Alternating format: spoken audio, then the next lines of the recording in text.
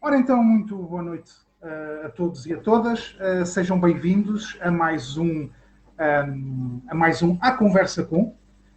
Hoje vamos ter alguém, que já estão a ver, portanto, também aqui em direto.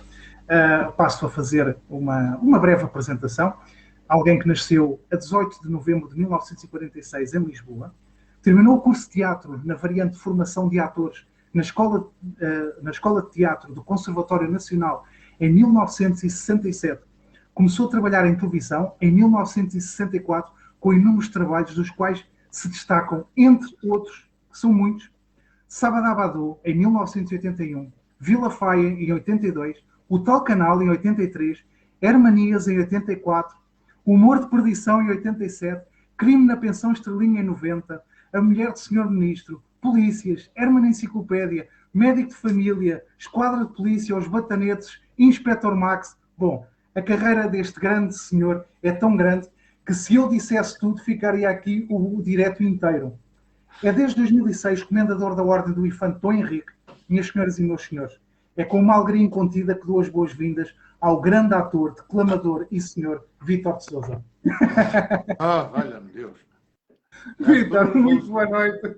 Olha, eu gostei imenso da apresentação. Tudo é verdade, aquilo que você disse é verdade, Ricardo. Boa noite a quem te está a ver e a ouvir. Falou-se apenas só, não é uma queixa, falou-se apenas só deste lado mais divertido, digamos assim, daquilo que eu tenho feito, nomeadamente em televisão. Era injusto se eu não me lembrasse, e lembro-me com muita frequência, eu fiz televisão a preto e branco, fiz figuração. Fiz figuração, é aquelas pessoas que entram, está ali a fazer de pagem, não se mexe, e pronto. Depois, figuração especial, mais tarde, que era, já tínhamos um comportamento diferente, já entrávamos e dávamos uma carta, o senhor engenheiro mandou esta carta, íamos embora, era figuração especial. E diariamente havia teatro na televisão. E naquela altura, as noites de teatro, as rubricas de teatro, eram, não havia as sondagens como hoje, logicamente, mas os programas, quando se faziam inquéritos, diziam que o teatro era realmente aquilo que as pessoas mais gostavam em termos de ver, ficarem presas à televisão. Fiz muitas peças, nomeadamente com o Erlander Peruteu, com o Rui Ferrão, com o Luís Andrade. Fiz imensos trabalhos, imensos, de que tenho muito boas recordações. Exatamente. Não, eu fiz aqui só um pequeno apanhado daquilo que é a sua longa carreira. E permita-me também começar por, antes de mais, agradecer ter aceito este convite para estar aqui à conversa comigo. Tenho estado aqui a fazer várias conversas com vários convidados e hoje tenho realmente o gosto muito grande de estar a conversar consigo. Eu, quando apresentava, eu dizia, e não digo isto de forma a parecer bem para si, nada disso, mas eu dizia que o Vítor faz parte da minha infância e da minha juventude. Está-me a chamar velho, já percebi, está-me a chamar velho. Nada disso. É porque realmente é impossível, imaginar, portanto, eu que gostava imenso de ver televisão e que gostava imenso de o ver a trabalhar, fosse com o Herman, fosse... Com a Ana Bola. Exatamente, com a Ana Bola, na Mulher do Senhor Ministro. Com o Fernando Mendes, fiz também duas séries com o Fernando Nicolau Breiner, que fez ontem 5 anos, que nos deixou o meu querido Nicolau, nosso querido Nicolau. Exatamente. Portanto, também no Médico de Família, lembro-me perfeitamente, eu acompanhei aquela série já na minha juventude. Na altura, foi uma série marcante. Correu muito bem, sim, senhor. Exatamente, foi uma série muito marcante, aquela série. E é inevitável, portanto, nós quando pensamos em televisão, quando pensamos em grandes, portanto, em pessoas que fizeram parte da nossa vida e que entraram nas nossas casas, o Vítor de Sousa é portanto, uma pessoa que é incontornável. Lá está, porque entrava todos os dias na nossa casa. E realmente, quem é que viera dizer, quando eu era mais pequeno, que um dia haveria de estar a falar consigo? É online, é com o ecrã a separar-nos. É o que há. Exatamente. Mas eu consegui mexer nos botões, já tenho muita sorte, Ricardo. Já tenho muita sorte. Exatamente. Até aqui. Nós, entretanto, ontem fizemos o teste, correu tudo bem. Temos, entretanto, pessoas já a comentarem, a dar aqui as boas noites, o Fernando, a Carla, o outro Fernando também, o Peter, o Mário, portanto, e o Fernando diz, este senhor é um senhor ator. E a Carla Ei, também acrescenta, grande responsabilidade, meu Deus. a Carla também acrescenta, a Carla que é a minha esposa, acrescenta boa noite Oh, e ela grande ia dizer honra mal. Ela esse ia senhor dizer que adora mal. ouvir declamar. Ela não ia dizer mal, logicamente. Então, a sua esposa, pelo amor de Deus. Vitor, Ai, ai. porquê ser ator? Porquê? Boa pergunta. Porque foi um sonho que eu tive. Foi um sonho que eu tive e consegui tornar realidade com algum esforço. Lutei por isso. Lutei, não, as coisas não foram dadas, como se diz, de bandeja. Eu lutei por isso. Tive a sorte, quando era jovem, ser amigo de um poeta, José Branco de Portugal, não é tão conhecido assim, mas faz parte de todas as enciclopédias de poesia portuguesa. E ele tinha 3 filhas e um filho. E durante muito tempo eu era o animador das festas de aniversário, tanto delas 3 como do filho, do António, de quem ainda hoje sou amigo. Dele não, que faleceu, e a esposa também, a Helena, mas das 3 filhas e do filho sou amigo. Sou amigo e quando é preciso estar presente, estou presente. Porque eu não esqueço. E foi ali que eu comecei a fazer os meus teatrinhos. E quem é que era a visita da casa? A Eunice Munhoz. E um dia eu enchi-me de lata. Pois. E disse, Sr. Dona Eunice, eu tenho fotografias disso aí num álbum. Ela foi extraordinária. Eu disse, Sr. Dona Eunice, eu tenho um pedido, gostava muito de lhe pedir se me ouvia, assim, sossegadinhos os dois, eu dizer um texto, aquilo que a senhora achasse, porque eu tenho problemas em casa, não querem que eu vá estudar, que teatro é bonito, mas agora arranja lá estudo, arranja uma profissão e depois fazes teatro. Não pode ser, não dá jeito. E a Eunice foi extraordinária. Ouviu-me, fiz um casting, que se fosse hoje, era um casting, naquela altura não era um casting ainda. Exatamente. E a Eunice teve a generosidade de telefonar à minha mãe. E agora, imagine, uma senhora que está em casa, coitadinha da minha querida mãe, que faleceu já há 12, 13 anos, e de repente atende o telefone, e o que é que acontece? Ouve a voz da Eunice Munhoz, que era uma voz, pronto, meu Deus, Dona Eunice Munhoz telefonou, eu falei com ela. E a Eunice soube depois da conversa que elas tiveram, a Eunice pediu-lhe, pronto, para ser um bocadinho mais benévola e me deixar experimentar, etc, etc. E a minha mãe deixou-me experimentar e fui para o conservatório. Mas antes disso eu comecei a fazer figuração, exatamente como lhe falei há bocadinho. Pronto, e quase todas as semanas eu participava em peças de teatro televisionado. Foi isto, foi em 64, 65. Depois em 67 fiz uma pausazinha e fui a Paris. Isto é só para dizer que fui ao estrangeiro. Fui a Paris. Eu depois tenho que dizer umas coisas assim para me distrair, e você também, e as pessoas que estão com pachorra para nos estar a ouvir e a ver. Tive um convite extraordinário. Imagino para um miúdo, eu não sei fazer contas, mas na altura não sei que idade teria, sei que agora tenho 74. Estava a tomar café na Brasileira, no Chiado. E vem um senhor ter à minha mesa. Desculpe, é o Vítor, não é? Sim. Olha, posso lhe dar uma palavrinha? Podemos ir ali à porta para lhe dar uma palavrinha? Eu não sabia quem era, mas fui. Quem era? Era o Fernando Lima, o coreógrafo e o diretor do grupo de bailado Verdegaio, que estava a organizar umas Olimpíadas do musical. Olimpíadas, eu já fui olímpico, hein? Não tenho a medalha, mas Olimpíadas do musical. E no mês de maio, no ano em que veio a Portugal o Papa Paulo VI, lembro-me perfeitamente de estar na Embaixada de Portugal em Paris e de ver uma fotografia. Isto é mentira, mas não, era verdade.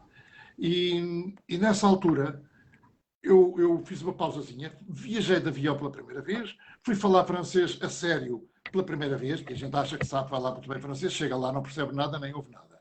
Você está-me a ouvir? Está, não é que o Eu Vitor estou depois... perfeito. Pronto, ok. E, portanto, olha, depois vim logo estreiei-me com o Ribeirinho. O Ribeirinho conhece perfeitamente, um ator maravilhoso, um homem rijo, um homem... toda a gente o tratava por Mestre Ribeiro. Mestre Ribeiro. Exatamente. E realmente eu aprendi muito com ele. Isso. E grandes atores passaram pela mão dele, o Rui de Carvalho, etc, etc. E havia um espetáculo, aí está outra vez a mão da Eunice, é verdade. A Eunice foi de uma generosidade extraordinária. Um dia ela fala comigo e diz-me, olha, o senhor Ribeiro, o Ribeirinho, o mestre, vai agora, amanhã ou depois, ver a peça que eu estou a fazer. Era o Milagre de Anne Sullivan, salvo erro, com a Guita Maria, que entretanto já faleceu há pouco tempo.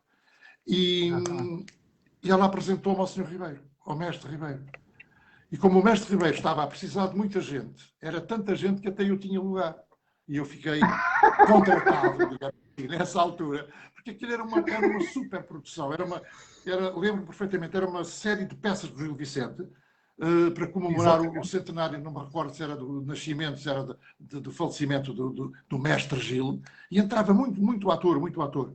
E muitos muito novos, tal como eu, o João Perry, o João Mota, o Manuel Cavaco. Portanto, malta, perdoa-me a expressão, malta dali, fresquinha, a conviver com a Lígia Teles, com o Carlos Valenstein, com grandes atores, com a Maria Albergaria, a querida Maria Albergaria, que grande atriz.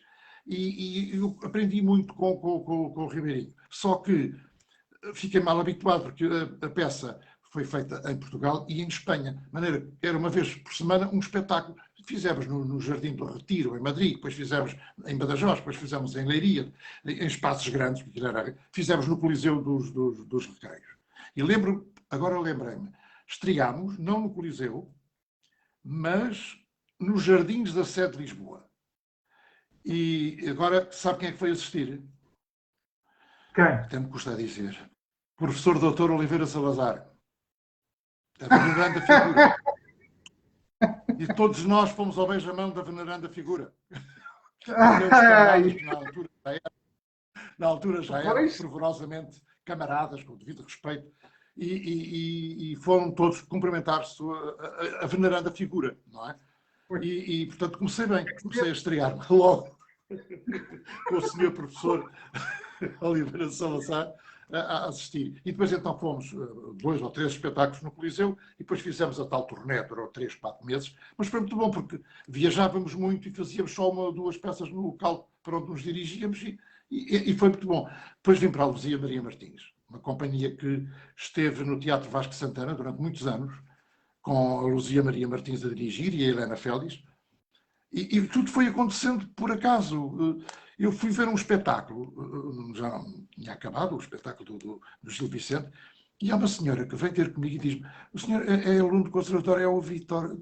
Sim. A sua Dona Luzia gostava de falar consigo. Diz: oh meu Deus, já não sei com quem é que foi ao teatro. Diz: oh meu Deus, no final pode esperar um bocadinho que a sua Dona Luzia vem falar. E de repente subo umas escadinhas, vou para um escritório. O que é que a Dona Luzia Maria Martins queria? Convidar-me para eu integrar o elenco, porque tinha tido muito boas referências a meu respeito e gostava de me convidar porque precisava de mim no elenco.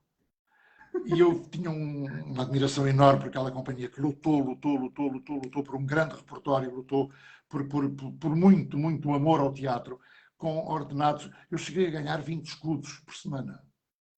Mas dava para comprar tramotos de vez em quando, uns pedidos e tal. Mas 20 escudos, vales de 20 escudos. Vales de 20 escudos. Aliás, é engraçado. Eu estreiei-me, quando fui para Paris, a ganhar, não, com o Gil Vicente, 3 contos, e depois, quando fui para o Luzia Maria Martins, foi metade, 1 conto e 500, portanto, anda para trás. Mas como eu não queria estar na profissão só para ganhar dinheiro, porque não se ganha dinheiro, com algumas exceções, claro, as coisas foram acontecendo assim. Não precisei de me mostrar no princípio e depois as coisas foram surgindo. Depois um dia fiquei sem estar na companhia, já não me recordo por que razão, e aparece-me o Vasco Morgado à frente, o pai Vasco Morgado, e que me diz: eu preciso de si porque a minha mulher, que era a dona Laura Alves, a minha mulher está a fazer uma peça, tem agora aqui um problema que há um colega que vai sair, o António Rama, que entretanto também já faleceu. É horrível recordar isto e ver quantas pessoas já não estão ao pé de nós. E a dada altura, eu lembro-me de ir ao escritório de Teatro de Variedades e o Vasco Morgado, mesmo com ar de empresário extraordinário. E então, digam lá, quanto é que você quer ganhar? Eu não sabia o que é que havia de responder. Eu disse, não Vasco Morgado. Dá aquilo que puder. E que mais não é obrigado. Faça favor. Eu só pelo privilégio de contracenar com a sua Dona Laura, lógico que sim, você tem que ir para o Porto, ganha, não me recordo quanto.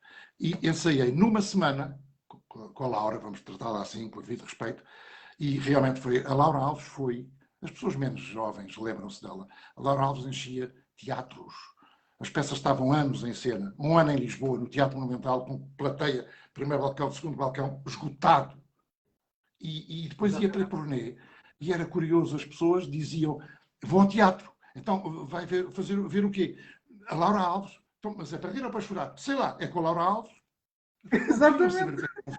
O importante, a chancela, o carimbo era Laura Alves. E realmente ela movia multidões e era um animal de palco. Um animal de palco. Era uma coisa extraordinária, extraordinária. Foi uma lição. Ela fazia de minha mãe. Eu era filho dela, era o filho bolingão. e com muita graça.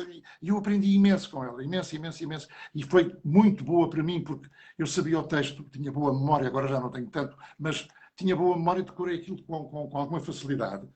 Eu sei até que fui a estudar no comboio para ir sabendo o que é que ia fazer. Ou pelo menos o texto tinha que fazer. E ela dirigia-me com os olhos. Dirigia-me. Eu tinha que ir para ali, eu fazia assim, lá ia eu. Eu não estou aqui bem, é melhor ir para ali. Lá ia eu. Portanto, isto são coisas... Foi tão bom ter trabalhado com a Dona Laura Alves. Foi maravilhoso, maravilhoso. Foi só uma peça, foi só uma turnê, mas que durou um ano, de norte a sul do país. Extraordinário. Exato. Agora fala um bocadinho, que eu já estou cansado. Realmente, a senhora Laura Alves é realmente um grande nome da nossa cultura. E lá está, e pelo menos guarda esses momentos. Ora, temos aqui já, portanto, assim, mais alguns comentários. O Vasco Morgado, portanto, entrou e fez aqui um comentário a dizer grande Vítor. O Vasco Morgado, filho, claro, pois. Pois, exatamente, o filho. Mas é o Vasco Morgado, filho, ou é o Vasco Morgado que é presidente da Junta de São José? Olha, não sei. Olha, pois agora há Vascos Morgados por aí, pois. Eu peço ao Vasco Morgado que diga então portanto, qual dos Vascos Morgados é. Pronto, mas ele acabou mesmo de entrar e colocou o comentário. A Susana Mimoso está aqui as boas noites, excelente convidado. Portanto, a Elizabeth Martins também já nos deu aqui as boas noites. Portanto, o Vasco Morgado diz que é o Vasquinho o terceiro. Ok. É uma geração. Não sei o cognome, mas gosto de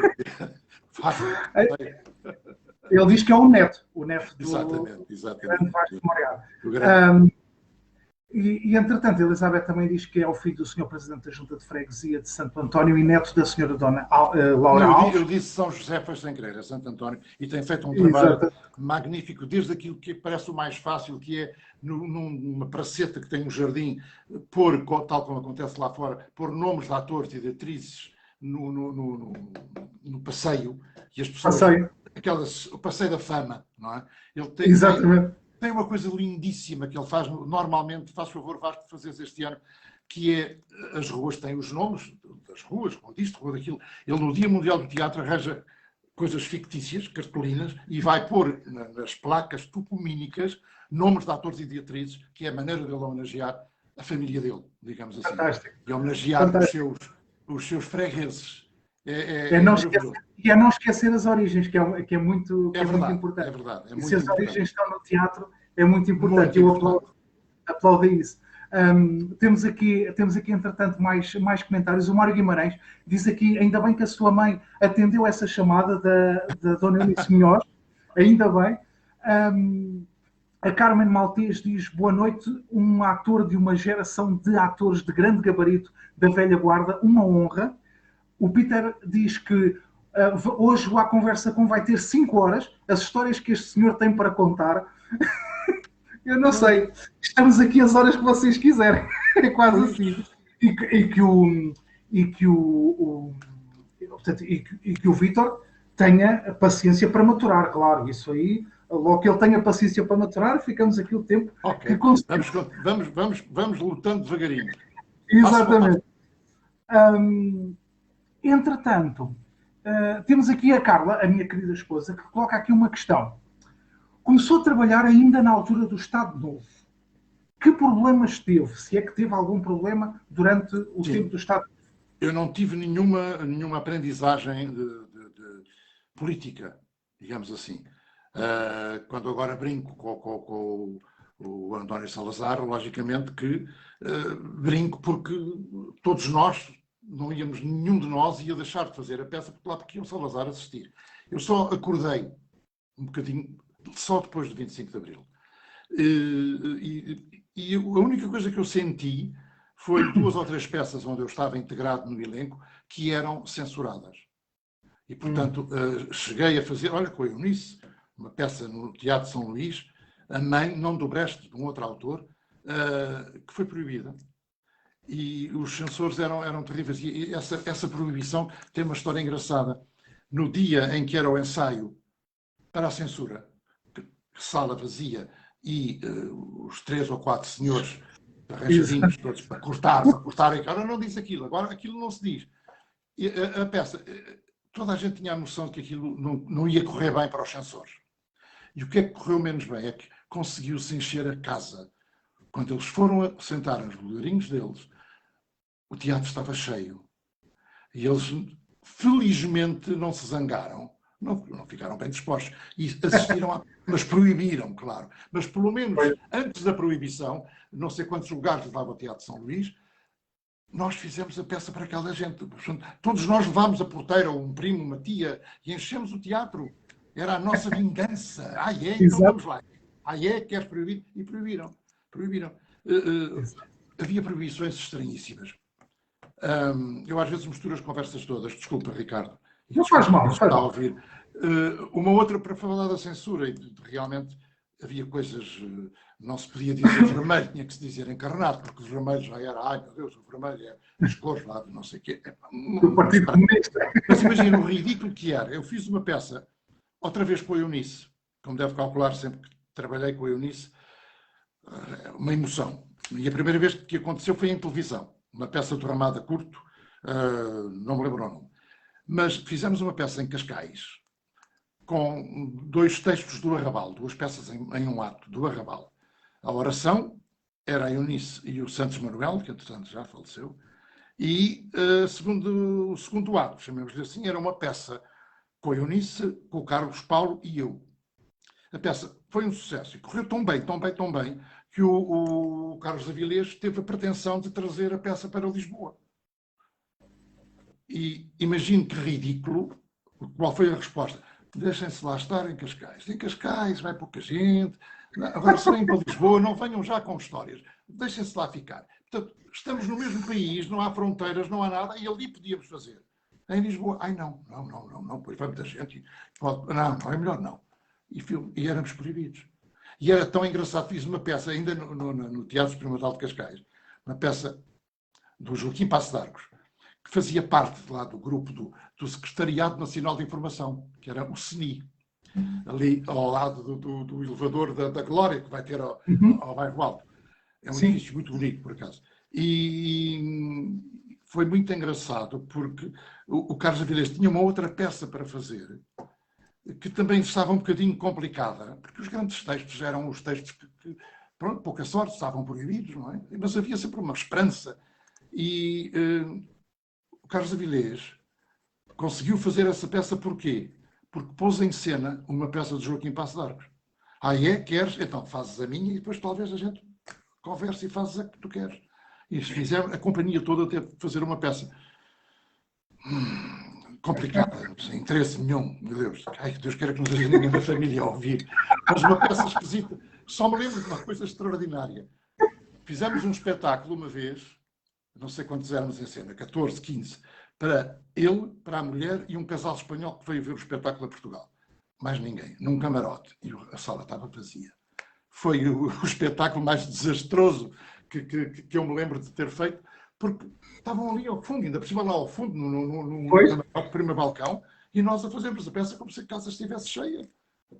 Ridículo, ridículo, ridículo. Mas pronto, Carlos Avilés venceu, conseguiu fazer a peça que queria, que tinha engendrado, mas primeiro teve que fazer o original do Joaquim Passo de Arcos. Pois. Que era É para assim, conseguir depois antepassados fazer a parte vendem-se. seguinte. Antepassados vendem-se, chama-se a peça. Antepassados vendem-se, é verdade. Ele, aliás, o Joaquim Passo de Arcos tem alguma obra até em ficção. A Paulina Vestida de Azul é um belíssimo romance. Agora, aquela peça realmente ele não estava nos melhores dias quando a escreveu e não tinha interesse nenhum. Não tinha interesse, pronto. Mas teve que ser feita. Exatamente. Isto para responder em relação ao 25 de Abril. Não. Depois, então, comecei a tive e ainda tenho os meus heróis, entre aspas, não tenho vergonha nenhuma, não sou afiliado em nenhum partido político. Se calhar vou-lhe dar um desgosto. Sou do Benfica, mas também não sou sócio. Já percebi pela cara que você não é do Benfica. Pois, desculpe. Não. Agora correu Não, mal mas este à bocadinho. vontade. Quero cortar já. Não cortamos. Não tem problema. Sabe que é assim, a minha própria esposa também é do Benfica. Pronto, ok. Então está Pronto, habituado a ter. De qualquer maneira, sim. democraticamente, se me dá licença, quero saudá-lo, porque ainda está em primeiro lugar e possivelmente vão pintar o Marquês de Pombal de verde. Portanto, eu sei estas coisas. Assim espero. Assim a Covid nos permita. Assim é verdade. E o Sporting se mantenha em primeiro lugar. Pois, exatamente. Acho muito bem, fico muito contente. A minha mãe era do Sporting e o meu pai também. Eu é que, como se costuma dizer, fiz xixi fora do penico e fui para o Benfica, não sei porquê, mas pronto. Fiz bem. Pronto. É assim. Foi, se calhar, entretanto, viu alguma coisa no Benfica que o agradou mais e depois foi pelo Benfica. Acho que fez bem. A sério. Não, foi coisas. Pois, o meu jogo preferido, o meu desporto preferido, quando era miúdo, aqui no bairro do Benfica, onde agora moro novamente, eu fui criado aqui em Benfica, cresci aqui, fiz a escola primária, etc. Os meus colegas de escola eram todos da equipa de hóquei em patins. E nós éramos sempre campeões. E eu gostava muito de hóquei em patins, porque primeiro era menos tempo que o futebol. E gozava-se mais, porque havia mais golos. Então, Exatamente. a Espanha dava uma abada à Espanha, à Itália, à Bélgica, e à França. Havia 3 ou 4 equipas que eram as grandes, poderosas equipas que podiam vencer Portugal. Mas nós vencemos durante muito tempo, no tempo do livramento, etc, etc, etc. Portanto, eu tinha muitos amigos meus que eram jogadores de hóquei em patins. E daí eu ser influenciado, ainda hoje gosto, de hóquei em patins. É verdade que sim. Eu também gosto muito de hóquei em patins. Sou sincero. Bom, entretanto, temos aqui um comentário da Valerie, uma amiga minha do Brasil, que veio comentar a dizer: boa noite, aqui do Brasil. Que honra para o meu amigo Ricardo Bragança Silveira. Sou fã deste nobre ator e tive a oportunidade de ele recitar poesia ao som da guitarra portuguesa com a Luísa Amaro em Setúbal, ano 2016, na semana comemorativa do nascimento do Bocage. Mil beijinhos do Brasil. Tão bom. Luísa Amaro é um doce, é uma discípula de Carlos Paredes, como sabe, e é um doce, nós trocámos mensagens. É maravilhosa e eu estive muito tempo sem trabalhar com ela. Eu tenho feito agora aí eu não gosto deste tempo, parece pomposo, recitais, mas tenho andado a fazer, felizmente, apesar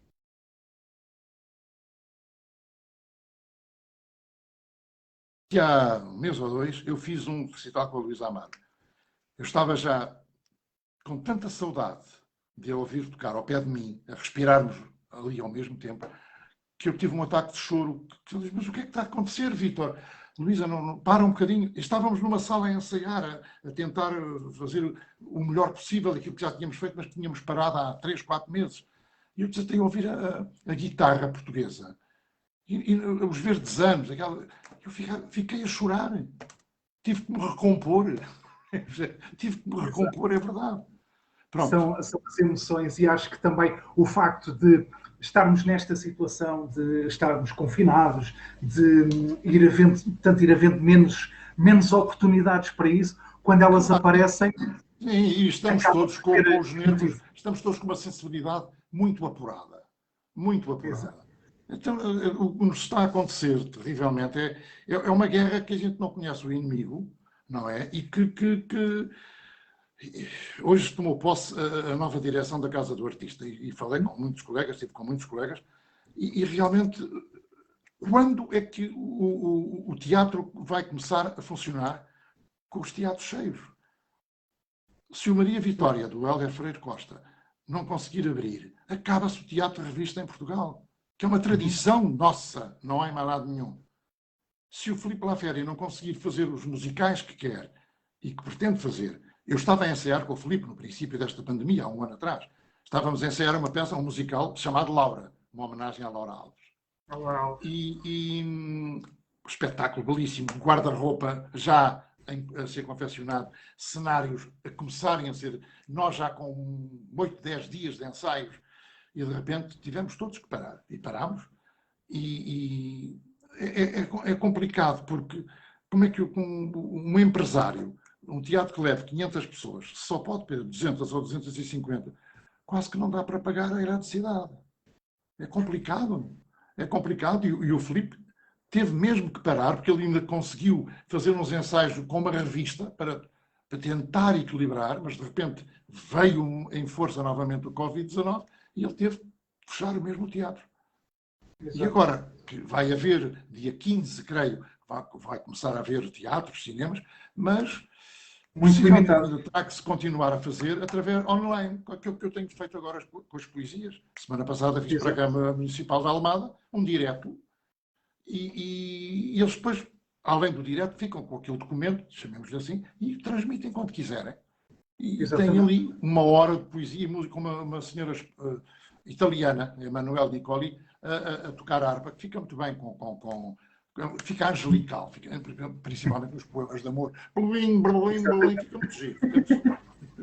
Exatamente.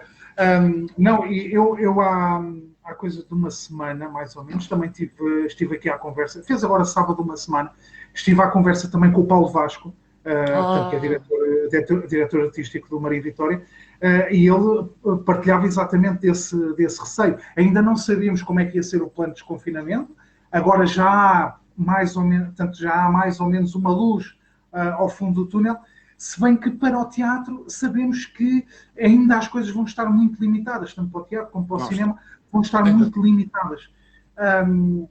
E esperemos que o mais rapidamente possível, porque os nossos atores, os nossos profissionais da cultura... É que não são só os atores, como você sabe, sim, Ricardo, sim, o teatro... Exatamente. Faz com pessoas que sabem mexer na luz, que sabem mexer no som, que sabem montar cenários, que sabem construí-los, confeccionar guarda-roupa. Há uma série de profissões à nossa volta que não aparecem no palco, a não ser na estreia para serem ovacionados.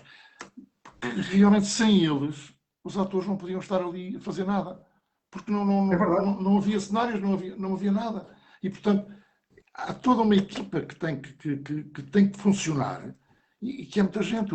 As produções do Filipe Laféria chegam a ter 40 pessoas em cena. E ele tem que lhes pagar. Não é? E, portanto, isso é muito difícil. Ele não tem apoios. O Teatro Nacional, o Teatro Maria Matos, o Teatro São Luís têm apoio estatal. Agora, os outros não, vivem da bilheteira. E estamos a viver de uma ministra da Cultura que é muito lenta. Pois. Que é muito lenta. Agora já para a semana. Depois passam um mês e ainda não se sabe nada. É muito lenta. É muito lenta. Eu já desisti de dizer algo relativamente à senhora Ministra da Cultura, porque efetivamente também é o que eu sinto. E eu que sou um apaixonado pela cultura, sou um apaixonado por teatro, também faço teatro amador. Que peça é que está a ensaiar agora? Olha, estávamos a ensaiar uma peça. Estávamos a ensaiar uma peça. Agora revertemos. Estamos a ensaiar uma peça que ela foi adaptada de um autor brasileiro que fala, portanto, sobre a criação, portanto, sobre a criação do mundo. E então é um bocadinho parodiar, com respeito, claro, portanto, toda aquela história, toda aquela envolvência da criação do mundo. É uma comédia. É uma comédia, sim. Só que, entretanto, pronto, no meio disto tudo, tivemos de parar, não temos condições no nosso espaço sequer, nem sequer quando houve aquele desconfinamento, nós não tínhamos condições para ensaiar no nosso espaço, porque o espaço é mesmo muito pequeno, e pronto, e temos estado parados. vamos fazendo umas coisas online, a celebrar o Dia da Poesia, o Dia do Teatro, dia o Dia Mundial da Mulher. Este mês é rico, foi o Dia da Mulher, e agora Poesia é 21, o teatro é 27, este mês é muito rico, e vem a primavera, que é uma maravilha, é um mês muito, muito cheio de coisas boas, felizmente. Exatamente, exatamente. E vamos fazendo coisas online, tal qual como o Vítor vai fazendo, portanto, vai declamando os seus poemas, pronto, não da sua autoria, mas vai declamando os poemas. Não era um desastre, não ia ninguém. Mas é assim, não sei se tem jeito ou não para escrever poesia, mas para a dizer tem jeito, que é, ainda hoje o Vítor partilhou um poema de Eugênio de Andrade no seu perfil. E eu pus aquilo, portanto, alto, ok? Para a minha mulher, estava numa pausazinha do trabalho, e entretanto pus aquilo alto para a minha mulher ouvir, e ficámos os dois parados a ouvir o Vítor a recitar, porque é mesmo isto. É um enorme poeta. Eu tive o privilégio de o conhecer. Eu costumo dizer, ainda ontem disse no Canal 1, numa entrevista, que eu só não conheci o Camões e não pedi um autógrafo ao Camões, porque tenho conhecido, graças a Deus, tenho conhecido quase todos os nossos poetas. E o Eugênio de Andrade é um deles.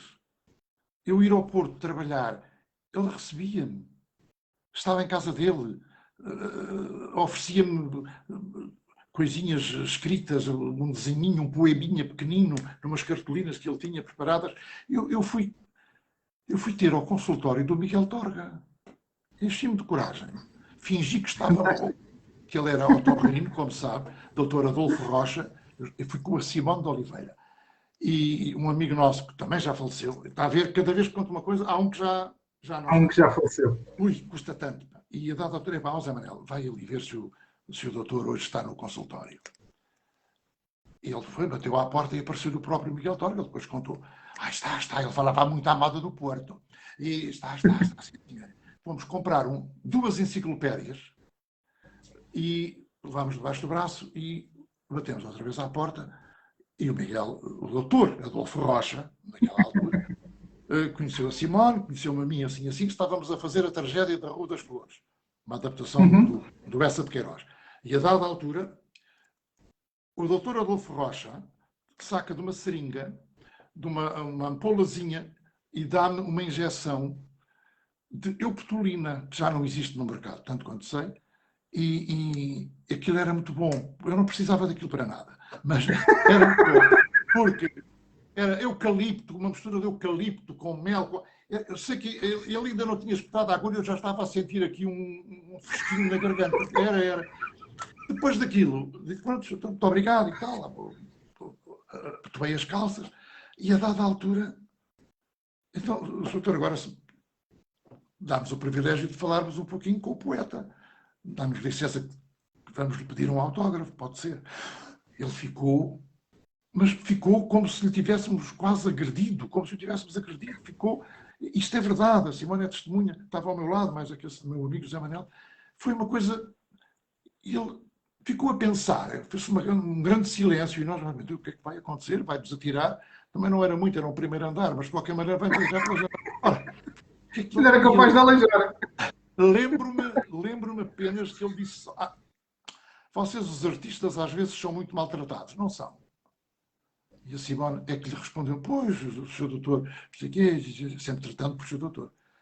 E ele assinou, eu tenho um livro ali na minha estante, no cantinho superior esquerdo, com uma letra mínima, que só com uma lupa quase é que se consegue ver, ele escreveu Miguel Torga.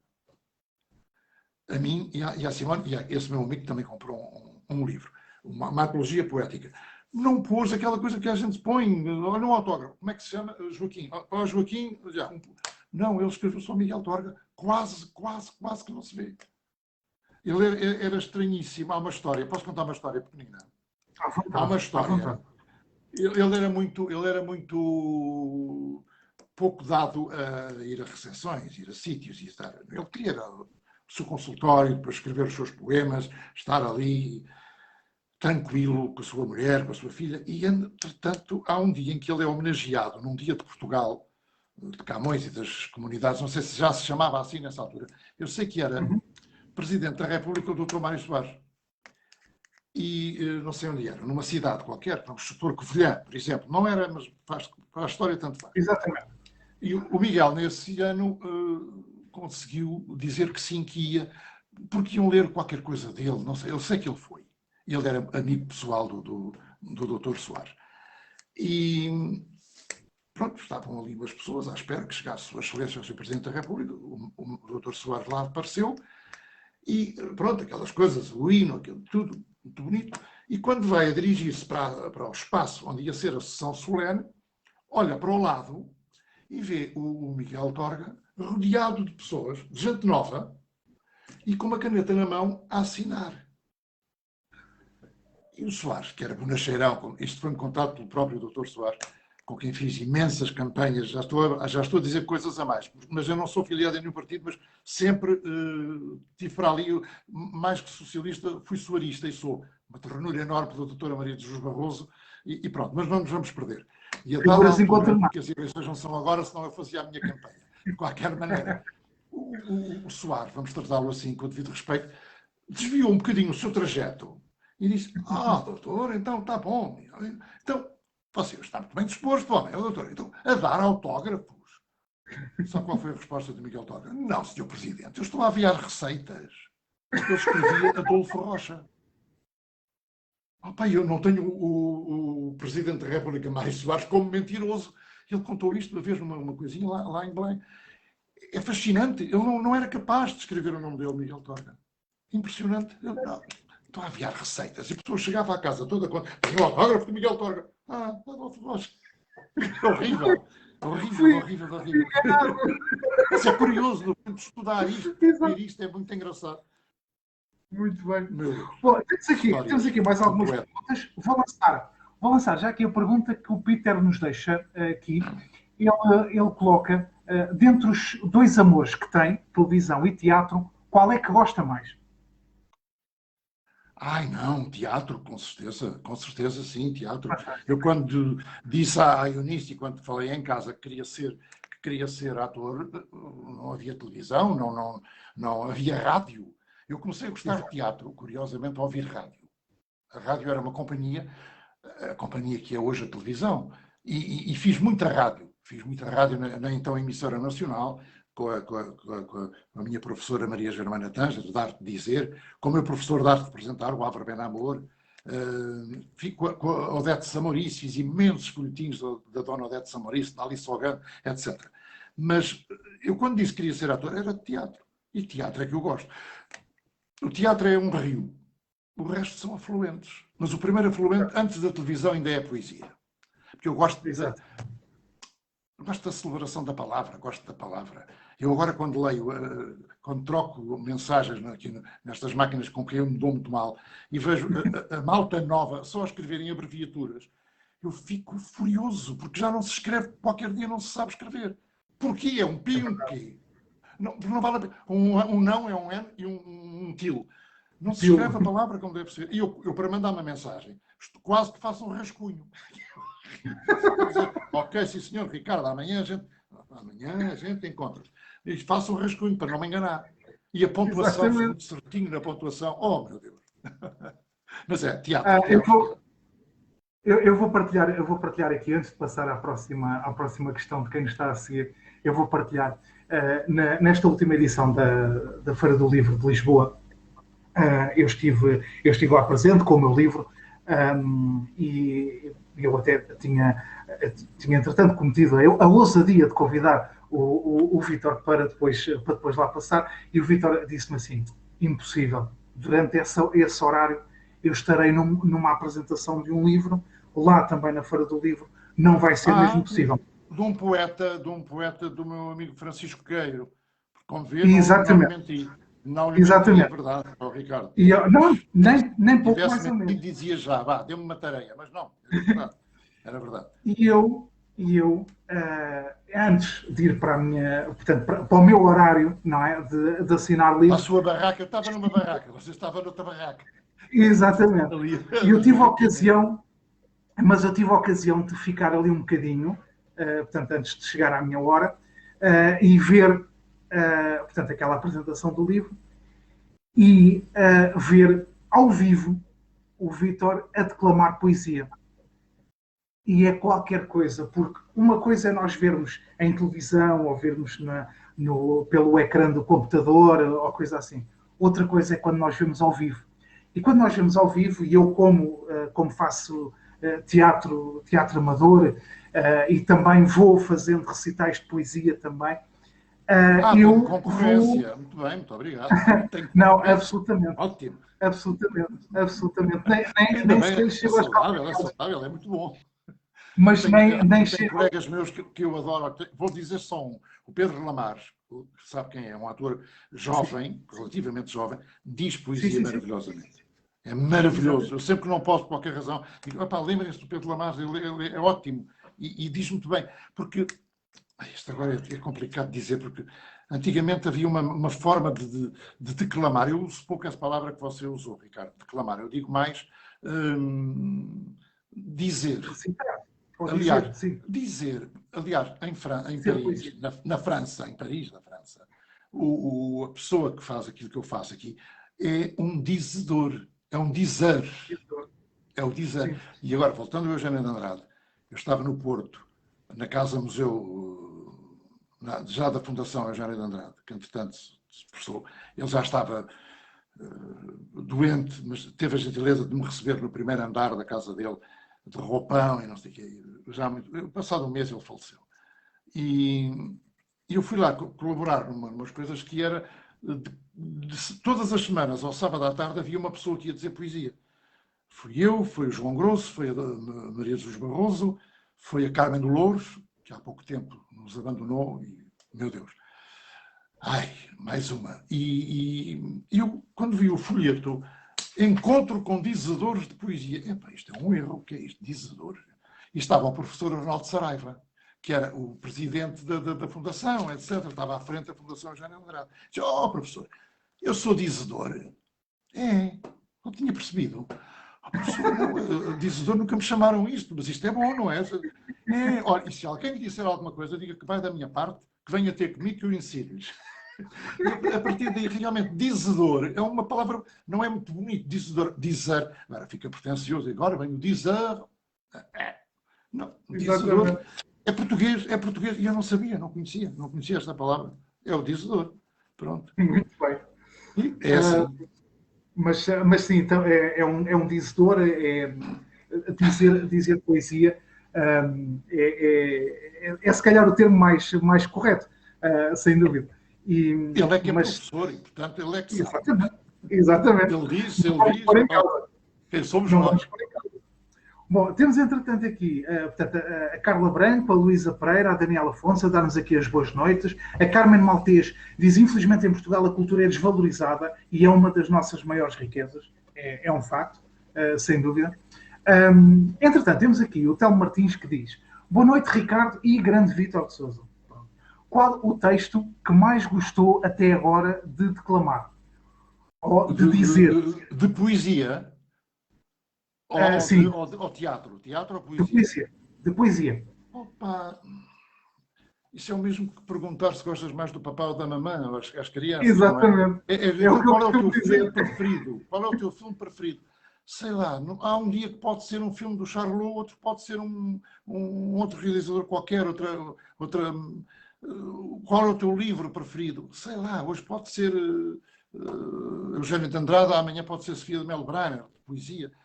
Mas tenho alguns que andam sempre comigo debaixo do braço. António Gedeão.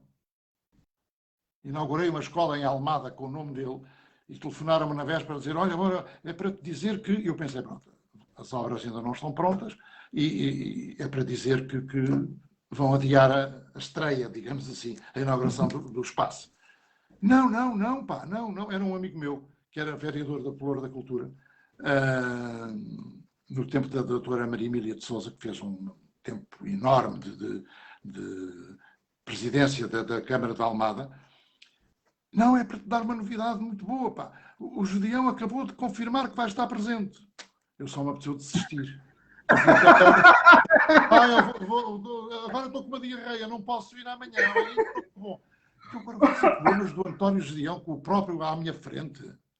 Isto não dou bom de cabeça, mas lá consegui. E ele foi simpaticíssimo, simpaticíssimo. Claro que levei um livro ou dois dele, está assinado. Mas são essas coisas que é difícil explicar. Sei lá, eu posso um dia estar muito bem disposto e apetecer-me dizer Bocage, ou digo muito Ari dos Santos. O Ari é um poeta extraordinário. Poeta extraordinário. Conheci o irmão dele no conservatório, era meu colega. Eu entrei para o primeiro ano, ele já estava no terceiro, o Diogo Ari dos Santos. E ele tinha-me convidado para eu participar na peça final de exame dele, porque o curso acabava e o aluno tinha que fazer um espetáculo ao vivo como prova final de curso. Ou era no Teatro Nacional, que era o sítio para onde depois os mais bem cotados, os mais bem classificados, ficavam a pertencer ao elenco, fazia parte do acordo, digamos assim, ou então era no Teatro da Trindade, se não houvesse a possibilidade de fazer no Teatro Nacional. E um dia cheguei eu e os meus colegas ao corredor para ir para as aulas, e está a Ritinha, que era daquelas senhoras que se usavam, acho que já não se usa, com uma batinha preta, que pronto, era contínua, que estava ali a tomar conta, levava o livro do ponto, pronto, e estava ali a organizar as coisas. E que chorava compulsivamente. Ai meninos, aconteceu uma desgraça. Oh Ritinha, o que é que foi? Tenha calma, o que é que se passa?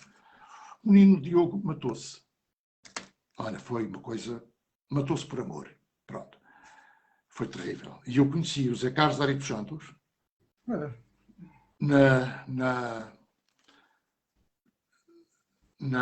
ai, custa-me dizer isto, falar nestas coisas, mas no velório do irmão. Mas começou aí uma grande amizade. O Zé Carlos sabia quanto o Diogo gostava das pessoas que ele tinha convidado para fazer a peça final, e passei a ser como é que se diz, uma presença muito habitual lá em casa do Zé Carlos Ari, com poetas maravilhosos, em que eu estava muito caladinho, só ouvia, para aprender. Agora imagina, para um puto, que era eu, estar ali ao lado do Ari, do David Mourão Ferreira, da Natália Correia e muitas vezes do Alexandre O'Neill, o que é que eu queria mais? Não é nada, só um rabinho lavado com água de rosas, não é? Porque realmente aquilo era... E não havia câmaras, não havia gravadores, não havia nada, era só o prazer da tertúlia poética. Olha, hoje escrevi isto, ontem escrevi aquilo, amanhã tenho uma ideia. E a gente estava ali só a falar de poesia, e era uma coisa magistral, o que eu aprendi naquela altura. E continuo ainda a aprender, mas naquele momento, com aqueles serões poéticos, foi extraordinário. Eu tenho sido um sortudo nesse aspecto da poesia, um sortudo mesmo. E depois, pronto, gosto muito, realmente, se não gostasse, não fazia, pronto. Mas tenho tido muita sorte nesse aspecto. Gostou de falar do Diogo hoje, que é engraçado. Engraçado, não tem graça nenhuma, mas foi muito violento, não. Muito violento. Mas lá está, a conversa levou para aí e agradeço. Pois, não para falar do Ari, para falar do Zé Carlos. Exatamente, mas agradeço o facto do seu coração ter levado a conversa também para aí, porque a vida também é feita disso, é feita daqueles momentos muito bons e maravilhosos, e também tem aqueles momentos mais acompanhar, aliviar um bocadinho, acompanhar o Zé Carlos Ari, como eu fiz uma ou duas vezes, ir à Lisnave. A Lisnave, como sabe, era vermelha, só faltava ter foi-se o martelo mesmo à porta. Exatamente. E o Ari ia lá dizer poesia, naqueles comícios, e eu estava ali muito sossegadinho, vais por aí, vais orar. Ele era bruto mesmo. É como ele diz num poema que ele tem, um autorretrato, que isto é um não sei o quê de escaparate, porém morrendo aos poucos de ternura. O Zé era isso, ele morria aos poucos de ternura. Não parecia com aquela maneira que ele tinha de dizer, que se a gente imita, eu às vezes não digo tanto poesia dele, porque sem querer posso correr o risco de começar a imitar. Porque ele era brilhante, e cheguei, e mais isto, e mais aquilo. Se as eleições fossem meia hora depois de ele ter tido os poemas, era maioria absoluta para o Partido Comunista Português. Porque ele empolgava as multidões. Tudo punha erguido e não sei o quê. Era realmente extraordinário a empatia que ele tinha com as pessoas. Era Aliás, brilhante. ouvir é assim, melhor do que ler os poemas do Zé Carlos Arias dos Santos é mesmo ouvi-lo a ele É, a ler os é, próprios poemas. é. Era alguém que tinha para além de ser um homem extremamente inteligente, Sim, sim. mesmo a jogar com as palavras, mas realmente nós tivemos grandes nomes. E o Vítor falava, e, e aí, portanto, eu olho para si e penso, o Vítor efetivamente esteve com grandes nomes da nossa poesia. Natália Correia, que Sim, foi um sim, gênio. fiz uma peça dela também, O Encoberto, uma peça O Encoberto, fiz no Teatro Maria Matos. Eu pertenci durante muito tempo a uma companhia que estava no Teatro Maria Matos, foi lá que fiz o Crime do Padre Amaro, que fiz uma peça do Tchekov, com a Carmen de Louros, o Platonov, espetáculo. Foi lá que se fez o primeiro original português depois de 25 de Abril. Português, escritor, 45 anos de idade, do Bernardo de Santareno, que se comemoraram o ano passado os 100 anos. E realmente ali também era um elenco muito bom, com o Rui de Carvalho, com o Armando Cortês, Fernanda Borsati, Rogério Paulo. O que é que eu queria mais? António Montes. Não queria mais, estava ali. O único que estava ali franganito era eu. Mas pronto, fazia aquilo que me pediam e gostava de fazer. Mas conhecer a Natália era outro vulcão. Por isso é que ela é dos Açores, não é? Era um vulcão. Exato. Exatamente. Eu lembro-me de uma vez ter ido a uma. Fui convidado, já não sei por que razão, para a parada militar de 25 de Abril, não sei em que ano. E a Natália também foi. E estávamos nós na terceira fila, para aí, assim, para assistir à passagem, pois à frente estava o governo e as pessoas que eram precisas estar, o protocolo. E de repente, a Natália percebe que atrás dela, duas filas e atrás de nós, estavam os capitães de Abril. A fita que ela fez, e com toda a razão, vocês é que deviam estar aqui, porque ela ficou ali tudo a arder, porque ela tinha razão. Estávamos a celebrar Abril, os homens estavam ali, os capitães, atrás de nós. Já agora, porque é que não ficam em casa? Vão-se embora. Não, eles tinham que estar à nossa frente. Não era ela, nem eu, nem outras pessoas. Estávamos mais, aquelas filas. E ela tinha toda a razão. Era uma mulher cheia de genica, porque eu olhei para aqui, vi uma coisa pelim, e agora estou sempre preocupado a ver se a vacina, eu também tenho a vacina, e tomei aquela que está proibida a partir de hoje. De maneira que se o Agora repente cair, já sabe o que foi, ok? Pronto. já sabemos e ligamos imediatamente para o 112. Fique descansado para o irem acudir. Obrigado. Entretanto, o Telmo, no comentário que aqui colocou, ele termina com um pedido. Não sei se o Vítor estaria nessa disposição, mas ele pede se o Vítor poderia declamar algo com a sua forma única de fazer. Opa, eu não tenho poema, por acaso é mentira. Eu tenho ali, eu vou na quarta-feira a Tavira. Não, quarta-feira vou ao Elvas. É Elvas. Tenho que sempre cantar um bocadinho da cantiga para me lembrar que é Elvas. É Elvas, Badajoz à vista. E depois, no dia a seguir, vai ser cansativo, porque vou na quarta, venho para cima, e no dia a seguir vou logo de manhã para Tavira. Fazer com a senhora da harpa. Mas vou sair um bocadinho, está bem? É só aqui. E eu tenho aqui, já trabalhadinho, mais ou menos, mas é um poema pequenino. Um poema sobre quê? Parece discos pedidos. O que é que foi? O que é que querem? Diga lá, pergunte lá ao seu amigo que está aí a falar connosco. Telmo, então fazemos assim, faz lá um comentário com o tipo de poema que tu queres que o Vítor leia. Está bem? Eu também não tenho aqui tudo, eu aqui não tenho os poemas todos que digo, mas pronto. Mas de qualquer maneira, posso dizer um poema de amor da Rosa Lobato Faria.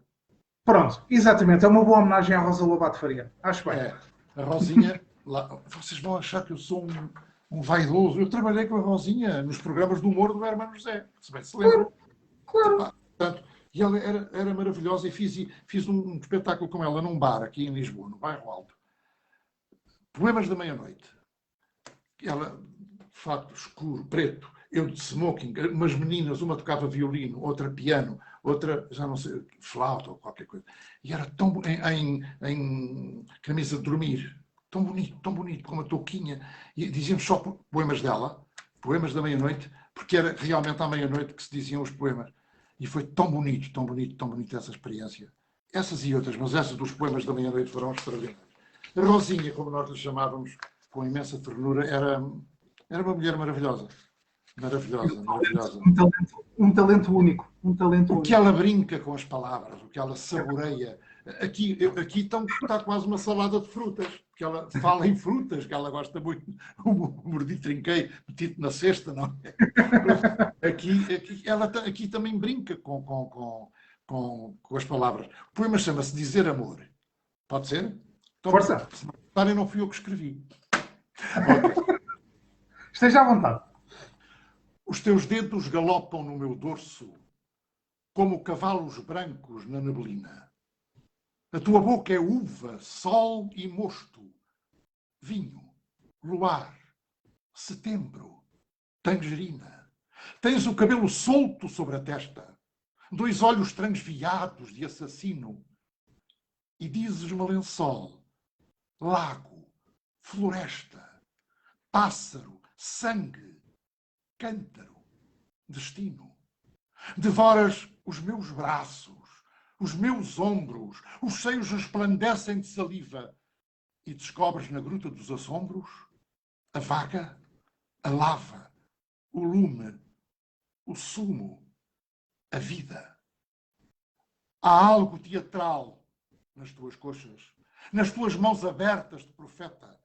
A rosa do teu corpo quase murcha insinua a fragrância mais secreta.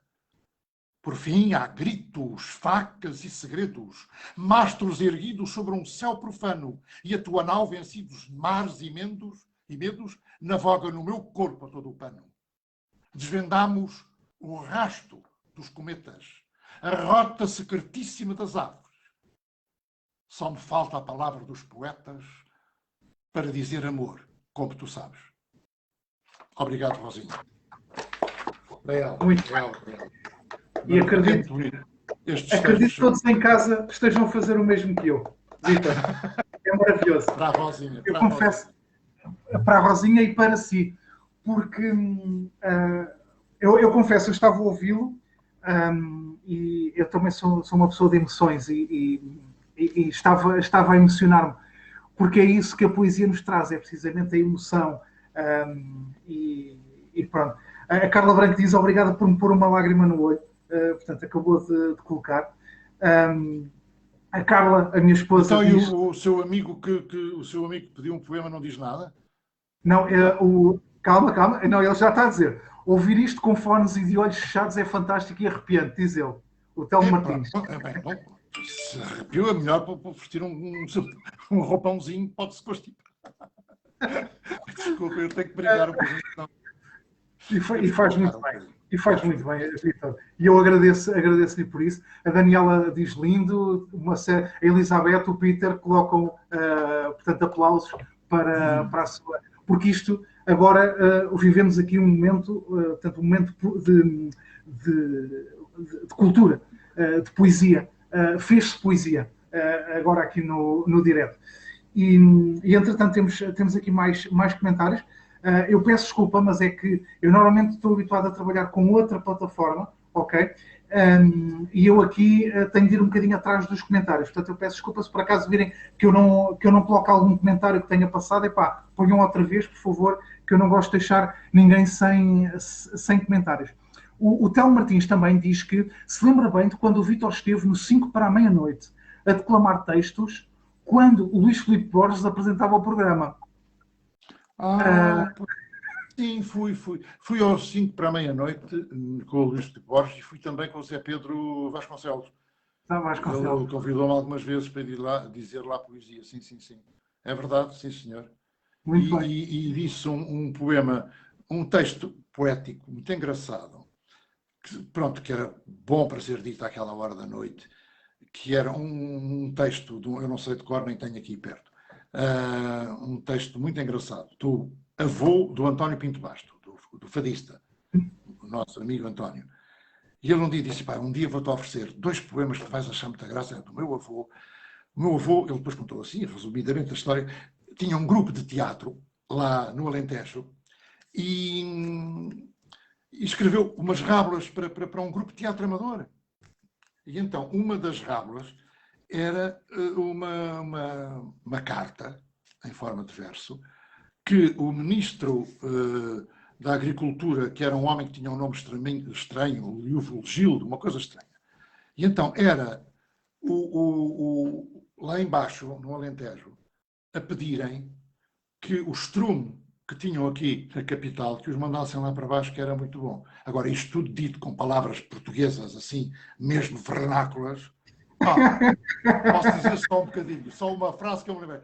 O doutor Oliveira Salazar, quando tiver vontade de cagar, faça-o sem medo. Vá! Por aí fora. Portanto, isto era muito fino, isto era muito bonito. Tem bolinha no seu... Não tem problema, já passou das 10 da noite. Já passou das 10 da noite, não tem problema. O poema é muito engraçado. Muito engraçado. Mas realmente não pode ser dito. Não é? Em todos os sítios não pode ser dito. Não é? Tem que haver um clima para se brincar com aquilo. Não é? Há um outro que às vezes, no outro dia no Facebook apareceu um senhor a cantar que era uma coisa que se brinca com a rosa do cume cheira. Já ouviu isso? Já ouvi, já sim, senhor. Só que a gente não diz a rosa do cume cheira, não, do cume cheira. Pronto, dá logo para brincar, para aí fora, são não sei quantas quadras. É um jogo de palavras muito engraçado. É um jogo de palavras bastante engraçado. Entretanto, temos aqui... ora, a Carla Branco diz que portanto, deve dizer que para ela este senhor é a voz e o tal admiro profundamente. A Carla, a minha esposa, diz que é arte pura. O Peter diz que foi um momento único. Se ela não dissesse isso, você zangava-se hoje à noite com ela. Ela está muito certinha. Muito obrigado, Carla. Muito obrigado. E a Susana Mimoso diz grata Vítor de Souza. A Carla também, portanto, a minha esposa diz lindo e com o seu dizer sentimos cada palavra. Obrigado. E foi exatamente isto que eu senti quando estava a ouvi-lo a recitar o poema.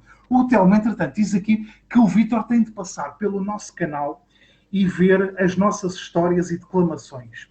Isto porque eu e o Telmo iniciámos agora há umas 2 semanas um projeto de um canal de YouTube em que, para além de partilharmos lá os nossos diretos, ele também tem os diretos dele e eu tenho os meus, portanto, partilhamos lá os nossos diretos e, entretanto, também vamos fazendo assim algumas coisas, porque o Telmo também faz teatro, faz stand-up, vai dizendo umas poesias e então também vamos lá colocando, portanto, essas coisas que vamos fazendo, extra diretos e extra estas coisas. Inclusivamente, portanto, eu já lá coloquei um vídeo de mim a fazer, portanto, nem se aproxima sequer, mas a guerra do Raul Solnado, okay? O texto do Raul Solnado, e é assim, é um texto que eu, pura e simplesmente, eu amo aquele texto. Eu cada vez que ouço e cada vez que leio, foi o início do stand-up comedy. Foi o Exatamente. Início. Foi ele, o ator à frente, a dizer as coisas com muita graça. Foi exatamente. Pois agora, há muita gente muito boa, mas o Raul foi o pioneiro. O Solnado foi o pioneiro. Realmente, é verdade. E o Telmo também completa a dizer que o Lamarres e o Henrique de Carvalho são fantásticos a declamar. O Pedro Lamarres e quem? Desculpa. O Henrique de Carvalho. Sim. Meu Deus, claro. Meu Deus, meu querido Rui. Exatamente. Entretanto, a Elizabeth diz que está grata pela escolha deste convidado. Eu também. Eu também estou muito grato. E o Telmo colocou aqui o link do tal poema que o Vítor está a falar, portanto, que leu no 5 para a meia-noite, penso eu. Sempre em pé. Eu não sei se eu consigo partilhar aqui, porque eu confesso que neste campo sou... Mas qual é o poema? Está escrito o nome, não? Ou foi as Rosas do... Não, as Rosas do Cume eu acho que não disse. Não sempre sei, em pé. Era um brinquedo que eu tinha quando era pequenino, mas não sei o que é sempre em pé. Ora, eu vou tentar ver se consigo partilhar. Diga, vai. Deixa-me saber se eu consigo partilhar. Deixe-me ver que isto aqui eu também não sou muito partilhar. Ora, aqui, partilhar. Olha, está a aparecer aqui uma coisa escrita. Ricardo Bragança começou a partilhar o seu ecrã. Estão ali umas pessoas a bater palmas. Aquilo que é? Aquilo é. Lá está, Luís, pois. O que é que eu vou dizer? Hein? Pois, 5 para a meia-noite, exatamente. Eu não me lembro o que é que... Isto não foi o 5. Isto foi feito num bar ali ao pé do Parque Mayer, um dos cabarés mais bonitos de Lisboa, que está fechado, o Maxime, já ouviu falar? Sim, sim.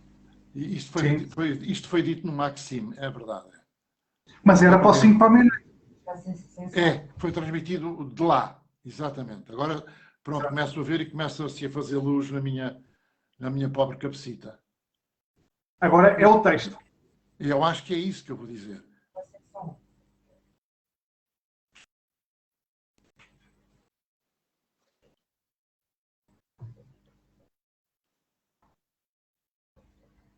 Está sem som. O que é que eu estou a dizer? Disparados, se calhar?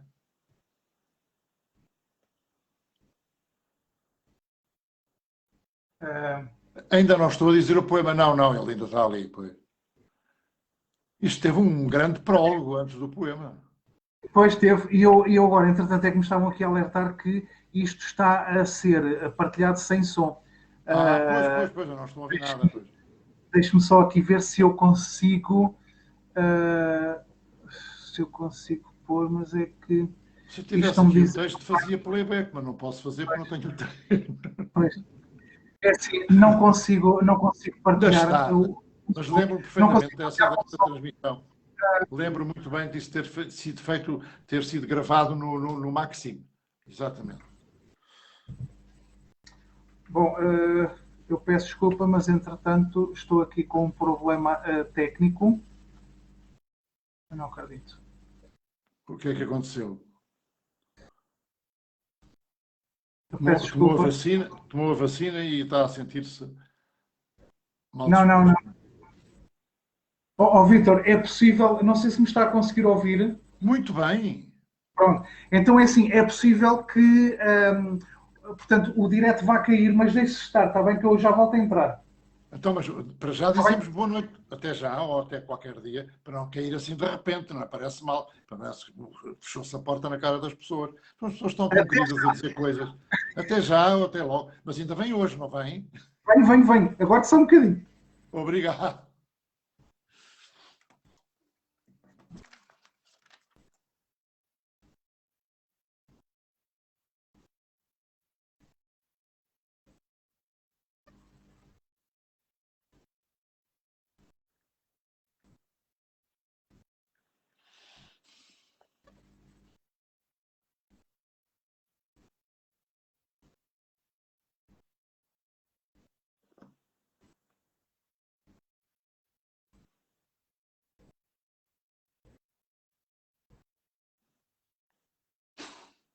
Novamente. Pronto. Ora, mais uma vez, boa noite a todos. Espero que se voltem a juntar a nós, por favor. Porque tive aqui um problema com a minha internet e isto foi abaixo e, entretanto, isto com a sala funciona de maneira diferente. Vamos aqui esperar um bocadinho, fazer aqui um bocadinho de compasso de espera para as pessoas voltarem, porque entretanto tivemos este problema, estávamos aqui a falar, mas pronto, eu prometo que nunca mais partilho vídeos, portanto, através daqui, ok? Porque... Serviu de exemplo.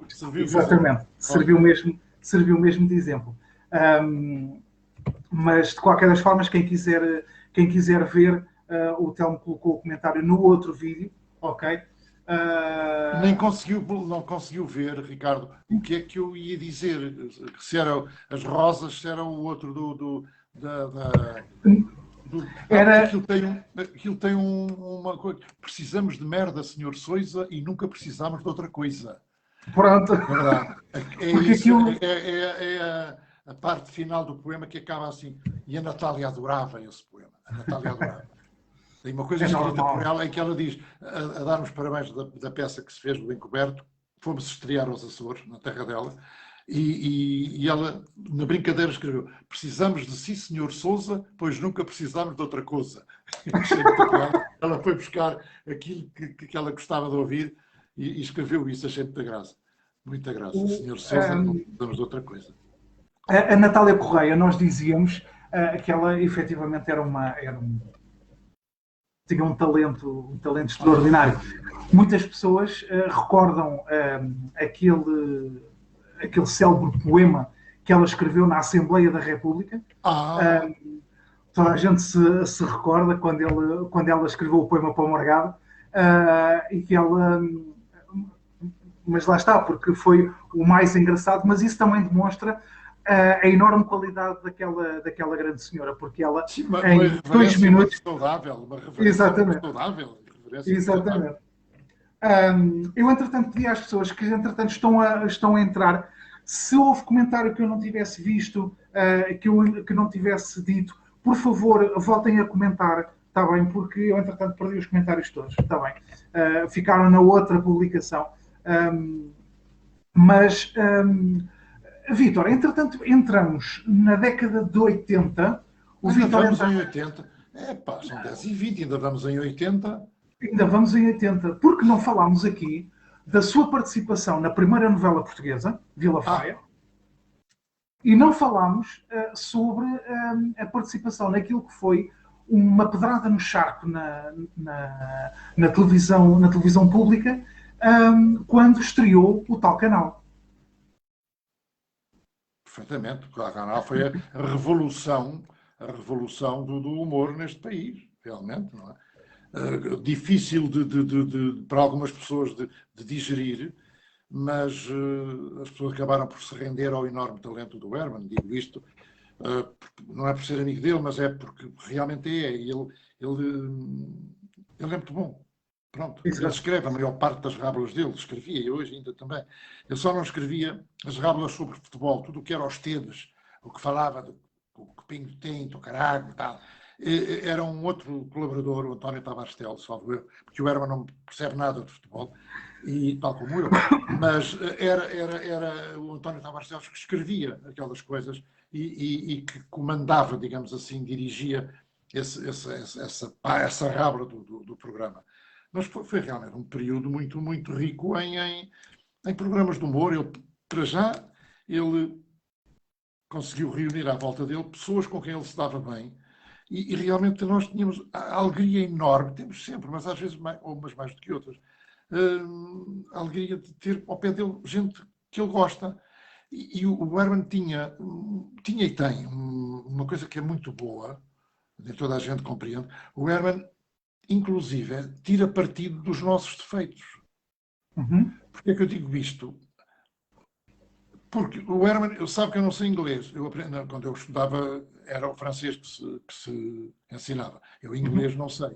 E ainda por cima quis aprender e embirrei com a professora. Tinha um tico nos lábios, me embirrei. Foi uma maneira de acabar com o inglês. Faz-me imensa falta. Adorava saber falar fluentemente inglês. E o Herman, mais do que num programa, pôs-me a falar inglês. Love day, today, não sei o quê. Mas já para não falar em francês, no fait Roger, Renova Pliou, quando era o Casino Royal, não é?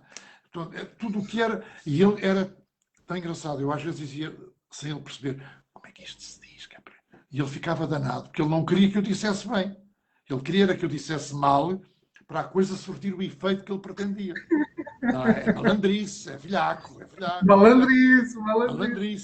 Mas realmente é uma alegria trabalhar. As pessoas achavam que aquilo que éramos todos doidos e cada um dizia o que queria. Não, aquilo tinha ensaios, tinha muita seriedade o trabalho que se apresentava no final, embora depois parecesse tão fluente, porque era o que resultava de uma equipa com quem ele gostava de trabalhar. Eu recordo-me de uma entrevista com o Herman José dele sobre o tal canal, e ele dizia que, pronto, que aquilo era o trabalho que ele tinha, para além de fazer os personagens no tal canal, era um trabalho muito solitário, porque ele escrevia aquilo tudo à máquina, com papel químico, não é? E entretanto ele passava o tempo todo ou a gravar ou a escrever. Pronto, então era o passatempo dele. E então ele manter um programa diário, um programa semanal, dá muito trabalho. Um programa de exatamente. É muito trabalho. É muito exatamente. E ele diz que, ao fim de algum tempo daquilo estar em exibição, que ele foi chamado ao gabinete do diretor de programas da RTP, e ele, portanto, o diretor de programas, portanto, encomendou-lhe mais 13 episódios, ou o que é que foi? Uma coisa assim. E diz que o Herman diz que se virou para ele e disse assim, então quer dizer que as pessoas estão a gostar, certo? Para estarem a encomendar mais, as pessoas estão a gostar. E diz que o diretor só olhou para ele e disse assim, Herman, desculpe, mas deve estar a brincar, não? Porque as pessoas estavam eufóricas com o tal canal. Ele já só via a reposição quando a RTP depois começou a dar as reposições, no final da década de 80, porque em 83 eu ainda só tinha um aninho, mas realmente há personagens do Herman. Sim, mas houve também depois um período complicado da direção da Rádio e Televisão Portuguesa, que foi uma censura. Sim. Para a Rainha Santa Isabel, era eu, o Flávio Portugal, ou que entrevistava a Rainha Santa Isabel, com aquelas figuras históricas. Exato. E foi uma maldade muito grande. Porque ele não, o que se disse cá fora não foi nada daquilo que se tinha feito. Ele, a dada altura, estava, ela, a Rainha Santa, a Dona Isabel, com o seu manto, e a dada altura estava a falar comigo, abre o manto e tira um pão. E eu digo, milagre, ai, o pão. Qual milagre? Não penses nisso. Estou com fome, comprei ali este pãozinho e agora dá licença para comer. Isto era o que a Rainha Santa Isabel dizia. Já constava cá fora que o programa tinha tido aquela bronca toda, desculpem a expressão, que o Herman abria o manto e saíam preservativos. Isto é maldade. Não é? Isto é maldade. É maldade, é mesmo... Houve outro problema complicado, que foi na última ceia. Uma brincadeira em redor da última ceia. Que não tinha... Eu fui educado catolicamente e tive para ser padre, mas não fui para o seminário sequer. Mas o que é certo é que há duas coisas com que o meu humor, para mim, eu estanco um bocadinho, que é coisas religiosas, brincar com religião, ofender pessoas. Sou capaz de contar uma brincadeira sobre a Nossa Senhora de Fátima, mas em grupo fechado. Agora, dizer assim, não gosto. Tenho que respeitar. E outro é com doenças. Não sou capaz de brincar com doenças. Tirar partido, mesmo o humor negro, mais negro. Ouço, vejo, mas às vezes custa muito. E fazer custa muito. Eu lembro-me num programa, não vale a pena dizer qual e com quem, eu tinha um crucifixo na mão. E estava a arear o crucifixo. E depois fazia assim, como se tivesse uma pistola para disparar. E aquilo era um crucifixo, eu não fui capaz. Disse, eu não sou capaz. Arranjem uma pessoa para fazer, eu não sou capaz. Não consigo. E não conseguia realmente. Pronto, sou careta, sou isto, sou aquilo, chamem-me o que quiserem, mas são duas coisas ali com quem eu não gosto de brincar. Religião e saúde. Não gosto de nada. E na última ceia não havia nada que pudesse ofender o Papa, quanto mais agora as beatas das paróquias de Lisboa e de Portugal. Foram duas situações muito tristes no meio daquela alegria toda. A última ceia e a entrevista à Rainha Santa Isabel foram realmente dois desastres, que não foram, mas pronto, eles queriam que fosse, porque havia um administrador da casa que não gostava e não queria. E, portanto, a melhor maneira era arranjar uma forma de poder acabar com aquilo. Censura. Sim, e já estávamos em plena... já estávamos em democracia. E, no entanto, ainda havia muita censura na RTP. Temos aqui mais algumas questões. O Fernando Felipe pergunta, se calhar isto aqui a resposta será a mesma relativamente ao texto. Qual foi o papel que mais gostou de fazer em televisão? Em televisão? Sim. Opa, pois, lá está. Pronto, eu queria Pois, fugir, já falámos tanto do Berman, dos programas de humor. Sei lá, eu gosto muito de Chekhov. Gosto muito do Anton Chekhov e fiz duas peças, pelo menos, dele em televisão, depois também as fiz em teatro. O Platonov e o Pomar das Cerejeiras, o Cerejal. Tem vários, pode-se atribuir vários nomes à peça. E eu adoro Chekhov. E fazê-lo, como eu fiz com essa mulher maravilhosa, Carmen Dolores, que morreu há 3 semanas, 2, 3 semanas, um doce de senhora, outro doce de senhora, uma atriz maravilhosa. E talvez o de Chekhov, agora lembro-me de Chekhov, amanhã se me fizerem a mesma pergunta sou capaz de dizer outra coisa que venha à cabeça que me marcou. Há muita coisa, há muita coisa. Abrindo o livro e, olha, gostei disto, olha, gostei mais daquilo. Pronto, já disse uma que não gostei, foi a tal dos antepassados vendem-se. Mas o resto tenho gostado. Houve uma outra que não resultou muito bem. Uma adaptação para teatro de um romance Seara de Vento, do Manuel da Fonseca. Estava ele vivo ainda e foi assistir aos ensaios, etc. O romance é extraordinário. Em teatro não resultou. Em teatro não pois, resultou. Pronto, epá, não, às vezes, perdeu a força, perdeu a força. Fez, ok, não sei porque estávamos todos com aquela coisa de fazer peças revolucionárias, chamemos-lhe assim, não é? Depois de ter feito aquela do Bernardo Santana, o português escritor, 45 anos de idade, de maneira que há sempre uma peça que fica uma marca. Agora, uma que a gente distinga é esta. É difícil dizer, é difícil dizer. É muito difícil dizer. muito bem. Ahm, Entretanto, isso é normal para quem tem uma carreira tão longa e tão cheia. É normal tanto que não se consiga dizer um papel ou um personagem que tenha mais gostado de fazer em televisão, ou em teatro, ou no que Sim, seja. em teatro tem as minhas, essa do português escritor, sim, Sim, o Padre Amaro, sim, mas não era por ser o protagonista, era porque os textos eram bons e o espetáculo resultava, a encenação era boa. Fiz a peça que eu estava a fazer, quando foi 25 de Abril, era uma peça do Arthur Miller, Morte no Cachê Viajante. Rogério Paulo, Fernanda Borsati, eram os meus pais, e eu era o filho e o António Montes que fazia o outro filho. E a peça era uma peça violenta. E estávamos a representá-la no 25 de Abril. Tanto que, com a alegria toda dos cravos e de tudo o que aconteceu, que foi realmente uma festa maravilhosa, decidiu-se que íamos continuar a fazer a peça. Porque tinha tudo a ver com o que tinha acontecido na realidade. Estávamos a ensaiar o Pigmalião, My Fair Lady, em teatro, com a Lourdes Norberto na protagonista, e uhum. parou-se os ensaios do Pigmalião para se começar a ensaiar a peça, uma peça que estaria escondida numa gaveta, nunca ninguém acreditou muito, uma escondida numa gaveta do Bernardo Santareno, e que ele foi à pressa à gaveta e arranjou um texto realmente muito bonito, e as pessoas naquela altura estavam todas imbuídas de uma grande alegria, e a peça era maravilhoso. A personagem do Rogério Paulo, vou falar outra vez do Rogério, o Rogério Paulo falava com os espectadores, e a dada altura falava da prisão do Tarrafal, e isto, não sei o quê, e ele dizia, estás a ver, meu filho, o que acontecia, e levantavam-se público da plateia para dizer, eu estive lá, eu sei como é que foi. Era uma coisa de arrepiar, vinham os corações de todo o lado.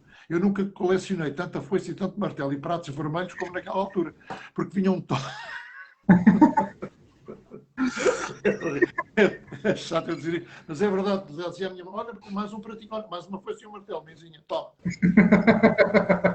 Reservavam presentes para dar aos atores, não é? A Pois, alegria de estarem ali, de nós podermos ter a liberdade de dizer aqueles textos,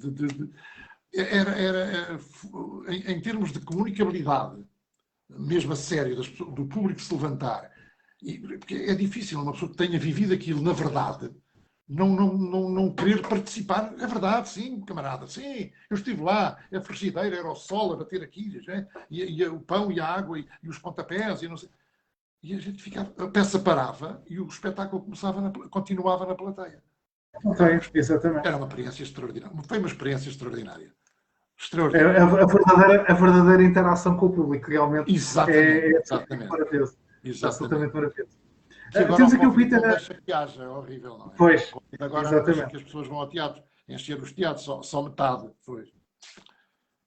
Vamos esperar por dias melhores. Entretanto, temos aqui o Peter a dizer: não sou o Daniel Oliveira, nem vou perguntar nada dos olhos. E sei que só vai acontecer daqui a 100 anos. Como gostava de ser recordado? Não percebi o princípio.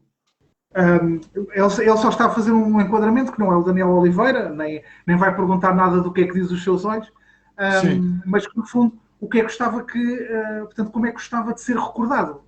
Portanto, para além da sua vida. Sei lá, não sei. Opa, sei lá. Não sei. Há uma quadra do Bocage, foi ele que escreveu, portanto não fui eu que inventei, e num autorretrato do Bocage, em que ele fala numa série de coisas, na vida dele, boémia, etc. Depois ele, no fim da vida, arrependeu-se e teve imensos sonetos na hora da agonia, a arrepender-se de tudo o que fez de mal e das meninas que teve nas tabernas e das amantes, e da prostituição, etc., da loucura completa.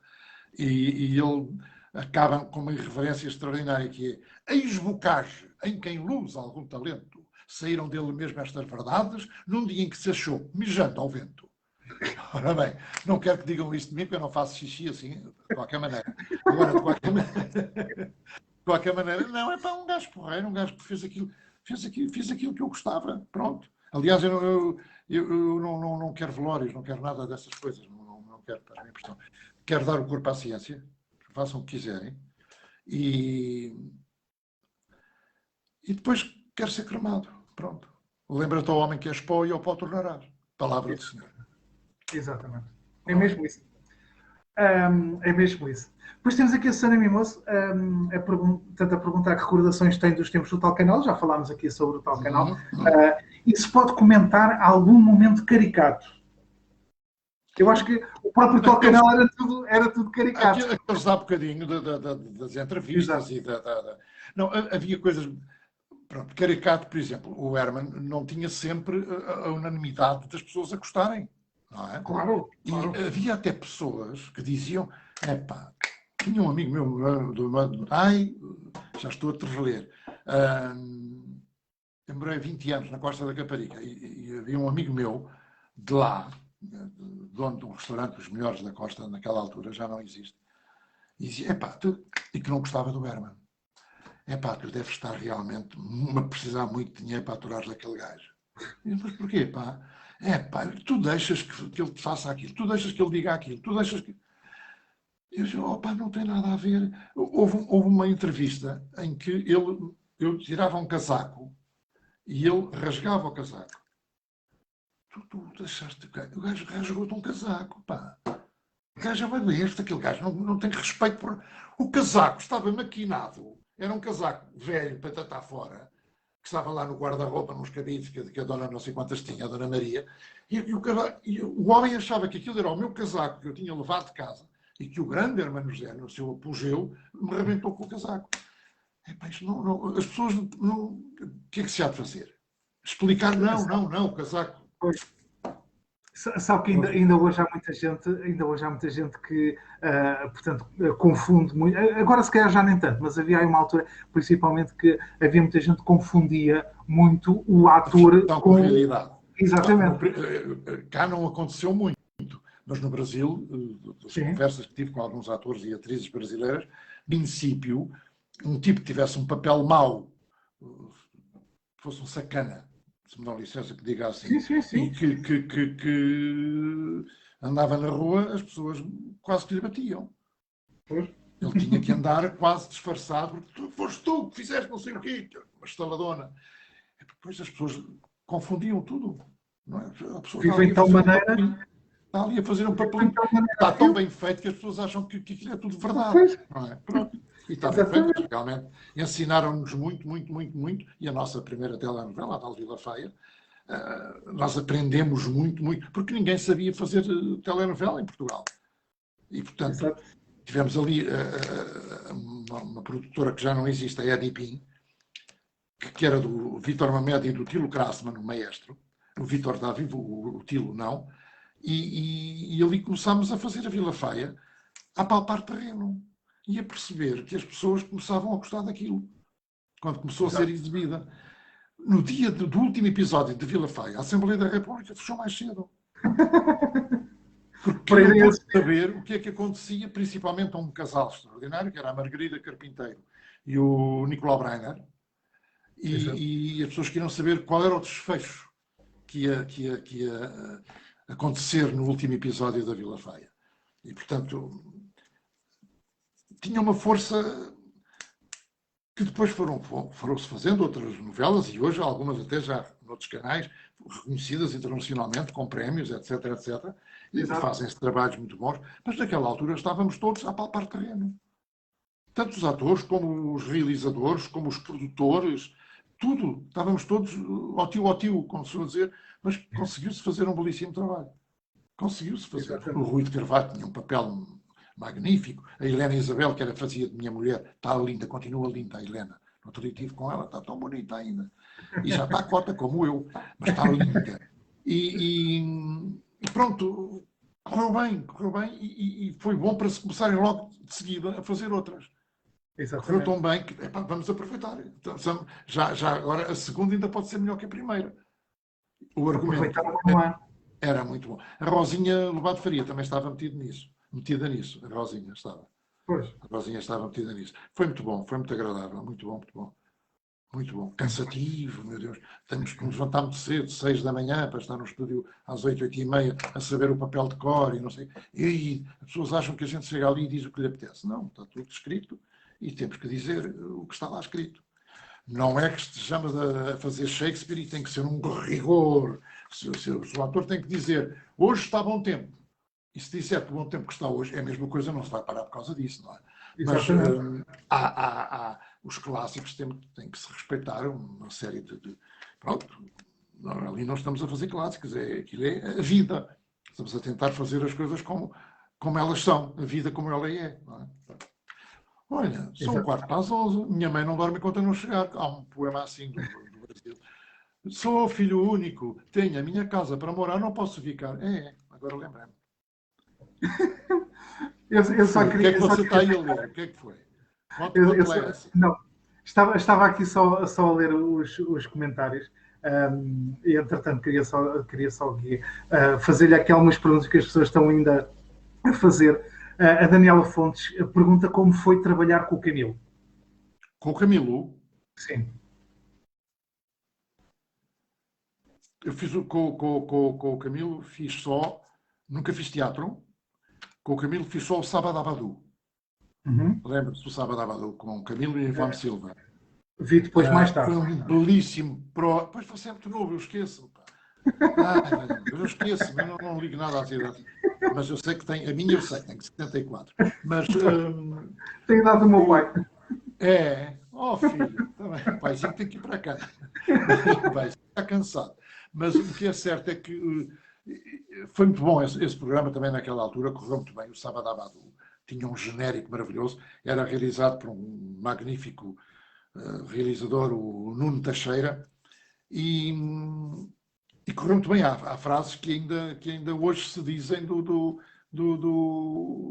programa, de uma rábula que a Ivone tinha com o Camilo. Este país é um colosso, está tudo grosso, está tudo grosso. Isto podia ser escrito ontem, porque realmente estamos num país em que há umas pessoas que estão grossas. Já não sabem que estão, mas estão grossas. Portanto, o Camilo era um excelente comediante. Difícil, muito difícil. Não aceitava nada. Isso, todos nós acho que podemos pensar assim, de quando em vez. Não aceitava nada que estava a ficar debilitado. Não aceitava nada. E como colega, eu tenho muito respeito por ele e pela companheira dele, que o acompanhou até ao fim da vida, já não poder mais. O Camilo foi talvez dos colegas até hoje que menos receptividade, digamos assim, tinha na classe. Pronto, agora não me pergunto mais nada sobre o Camilo de Oliveira. Exatamente. Não vale a pena. Pronto, passa a sua alma, passa a sua alma. Um Exatamente. E fez trabalhos muito bons. Fez grandes trabalhos. O Padre Pimentinha, eu era o sacristão do Padre Pimentinha, lembro-me tão bem. Do padre, lá o confessor. Era tão engraçado. A Rivia Rábaros, muito engraçada. No Sábado Abadu, gostei muito. Às vezes não se fala muito, só se fala no Herman. O Sábado Abadu e a Ana Bola, os programas da Ana Bola, o Sr. Ministro, correram muito bem.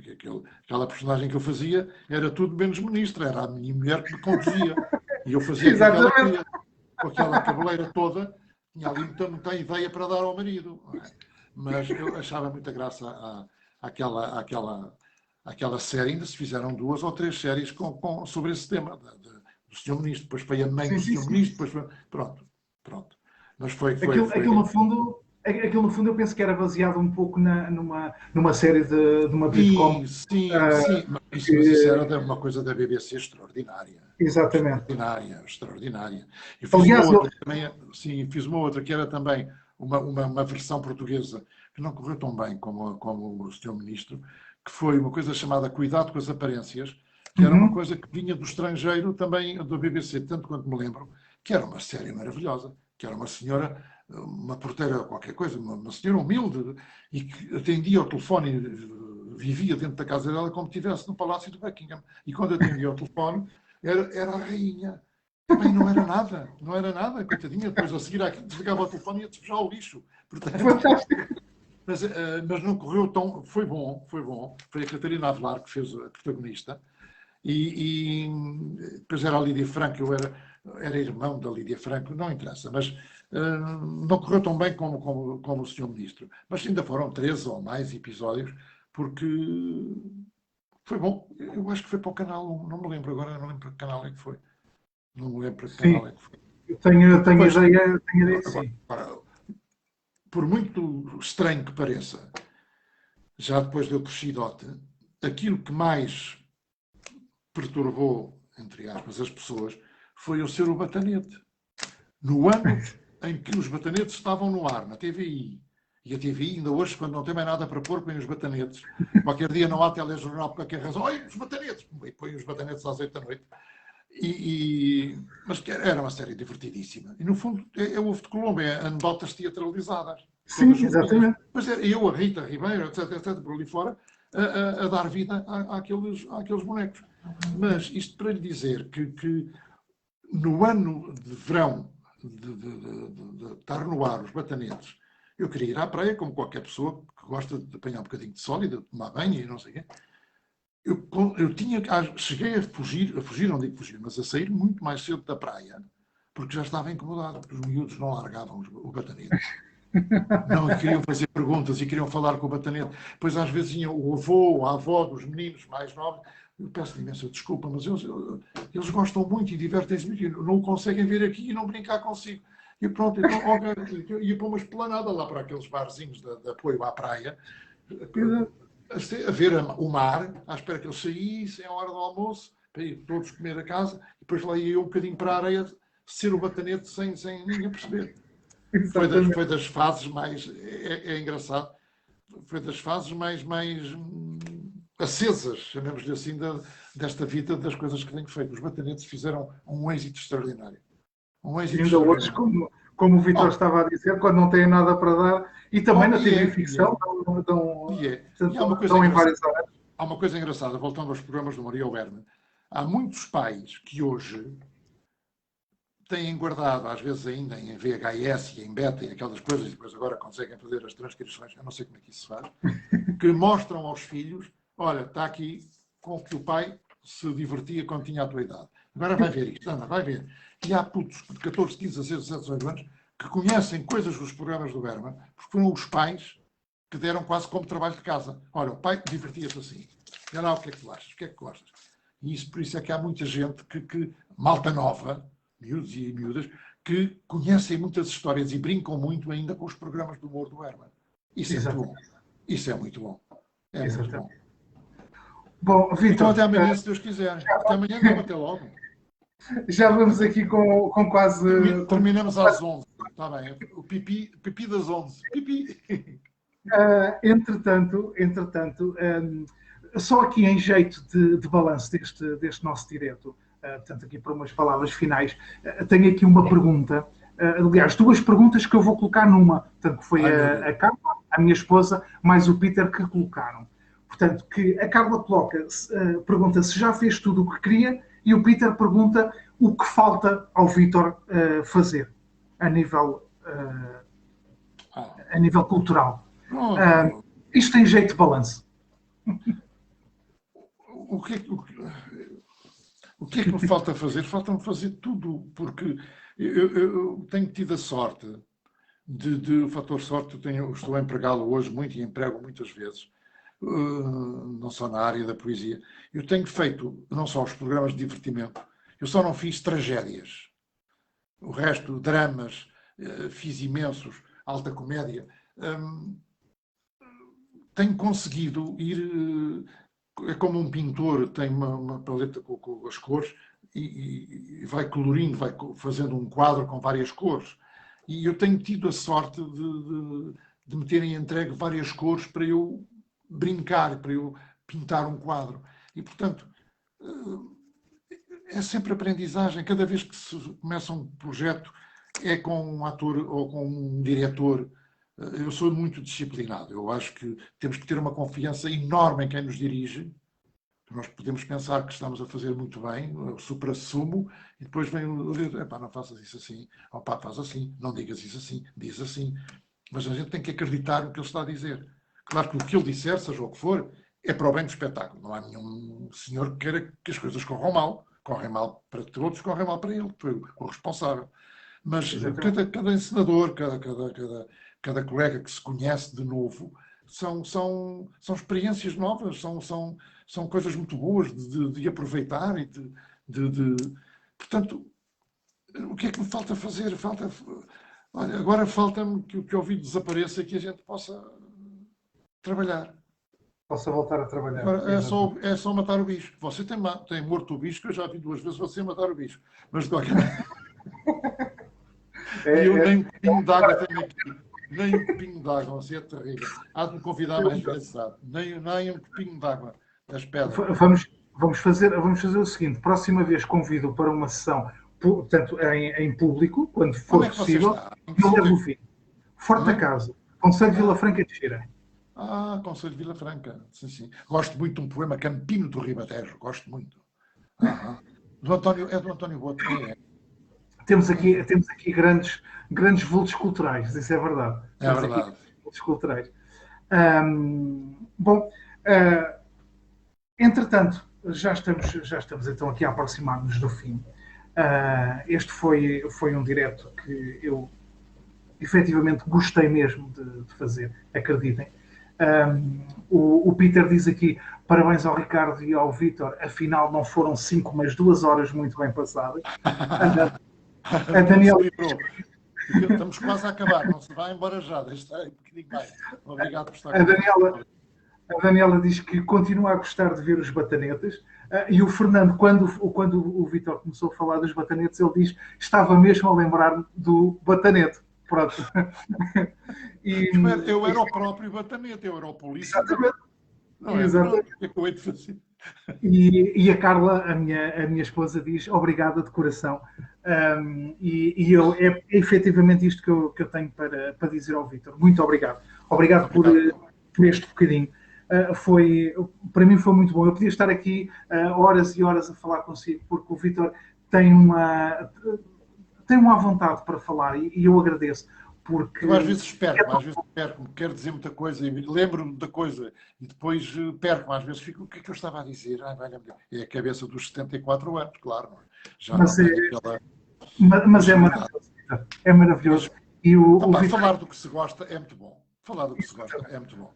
Exatamente. Se pudermos partilhar aquilo que se gosta com outras pessoas e estas pessoas que estiveram aqui connosco, e muito obrigado uma vez mais, não tiveram a ver televisão, a ver as seringas a entrar no bracinho da pessoa, não estiveram a ver quantos mortos que ficaram. É importante que se veja, claro. Sim. Mas eu só não vejo 2 notícias porque incomoda-me muito. Agora, uma já deixou de me incomodar, que era o Sr. Donald Trump. Nem devia chamar senhor aquilo. E agora estou com... Eu não gosto da palavra ódio, mas eu não consigo ver o Trump o Bolsonaro à minha frente. Não consigo. Como é que aquele malandro anteontem ainda diz, mas quando é que acabam de chorar? Parem de chorar. Estão a morrer mais de 2.000 pessoas por dia. E aquela besta diz, quando é que param de chorar? O bicho devia entrar por aqui e dar cabo dele. Agora já estou enervado, está a ver? Pois. Ah, Não, não, mas é horrível, é horrível. Mas ele não tem culpa. O povo pô-lo lá. Mas o exatamente. Hitler também não teve culpa porque foi o povo Foi o que povo votou nele. que Portanto, o. estamos Pois. nisto. Pronto, agora vamos. Página internacional. Plim! Sim, exatamente. Bom, meus amigos, Obrigado, obrigado, muito obrigado. obrigado por terem Obrigado. estado aqui connosco. Muito obrigado por terem acompanhado este direto. Foi efetivamente um direto muito, muito, muito interessante.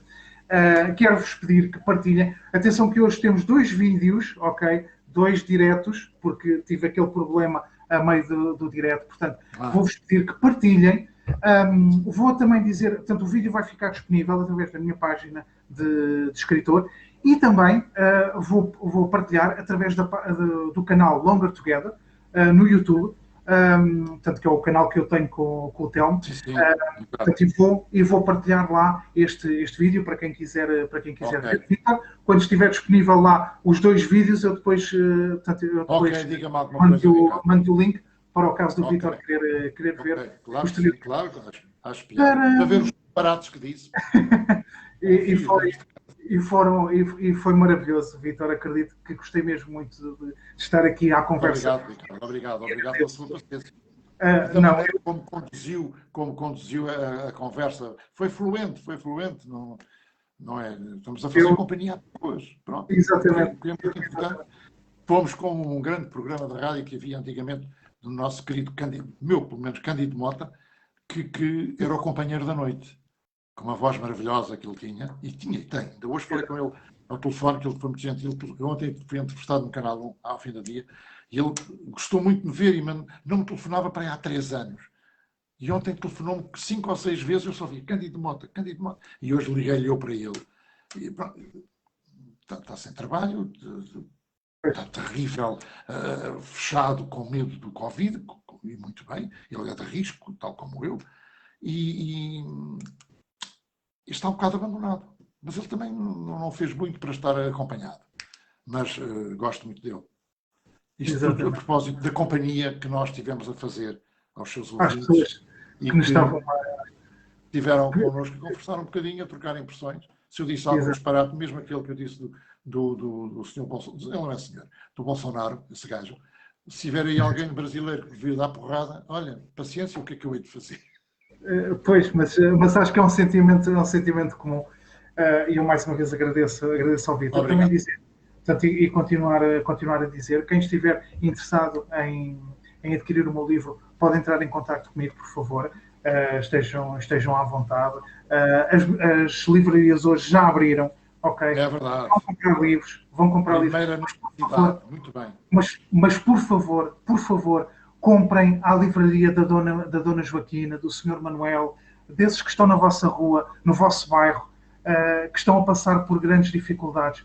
Se esses voltaram a abrir, por favor, ajudem-nos, deem-lhes a mão, porque só com a ajuda de todos é que vamos conseguir passar esta grande crise. E quando os teatros abrirem, por favor, vão ao teatro, comprem o vosso bilhete e vão ao teatro. Não peçam aos atores para vos oferecerem bilhetes. Por favor, não façam isso. Comprem o vosso bilhete e vão ao teatro, vão assistir às peças de teatro para voltarmos a dar força a estas grandes pessoas que nos entretêm e que fazem parte da nossa infância, como é o caso do Vítor e de outros como o Vítor e como também pessoas portanto, que já partiram, mas que continuam a fazer parte da nossa história. Portanto, meus amigos, mais uma vez, muito obrigado a todos. Amanhã vou estar portanto, com uma conversa com Extra, ok? Vou estar com o jornalista Marcos Pinto, da TVI. Portanto, vamos estar à conversa às 20 horas, ok? Vai ser das 20 às 21, porque depois, entretanto, o Telmo tem o direto dele e eu não quero atropelar o direto do Telmo, portanto, portanto, é mesmo para estarmos aqui todos regrados, portanto, vai ser das 20 às 21.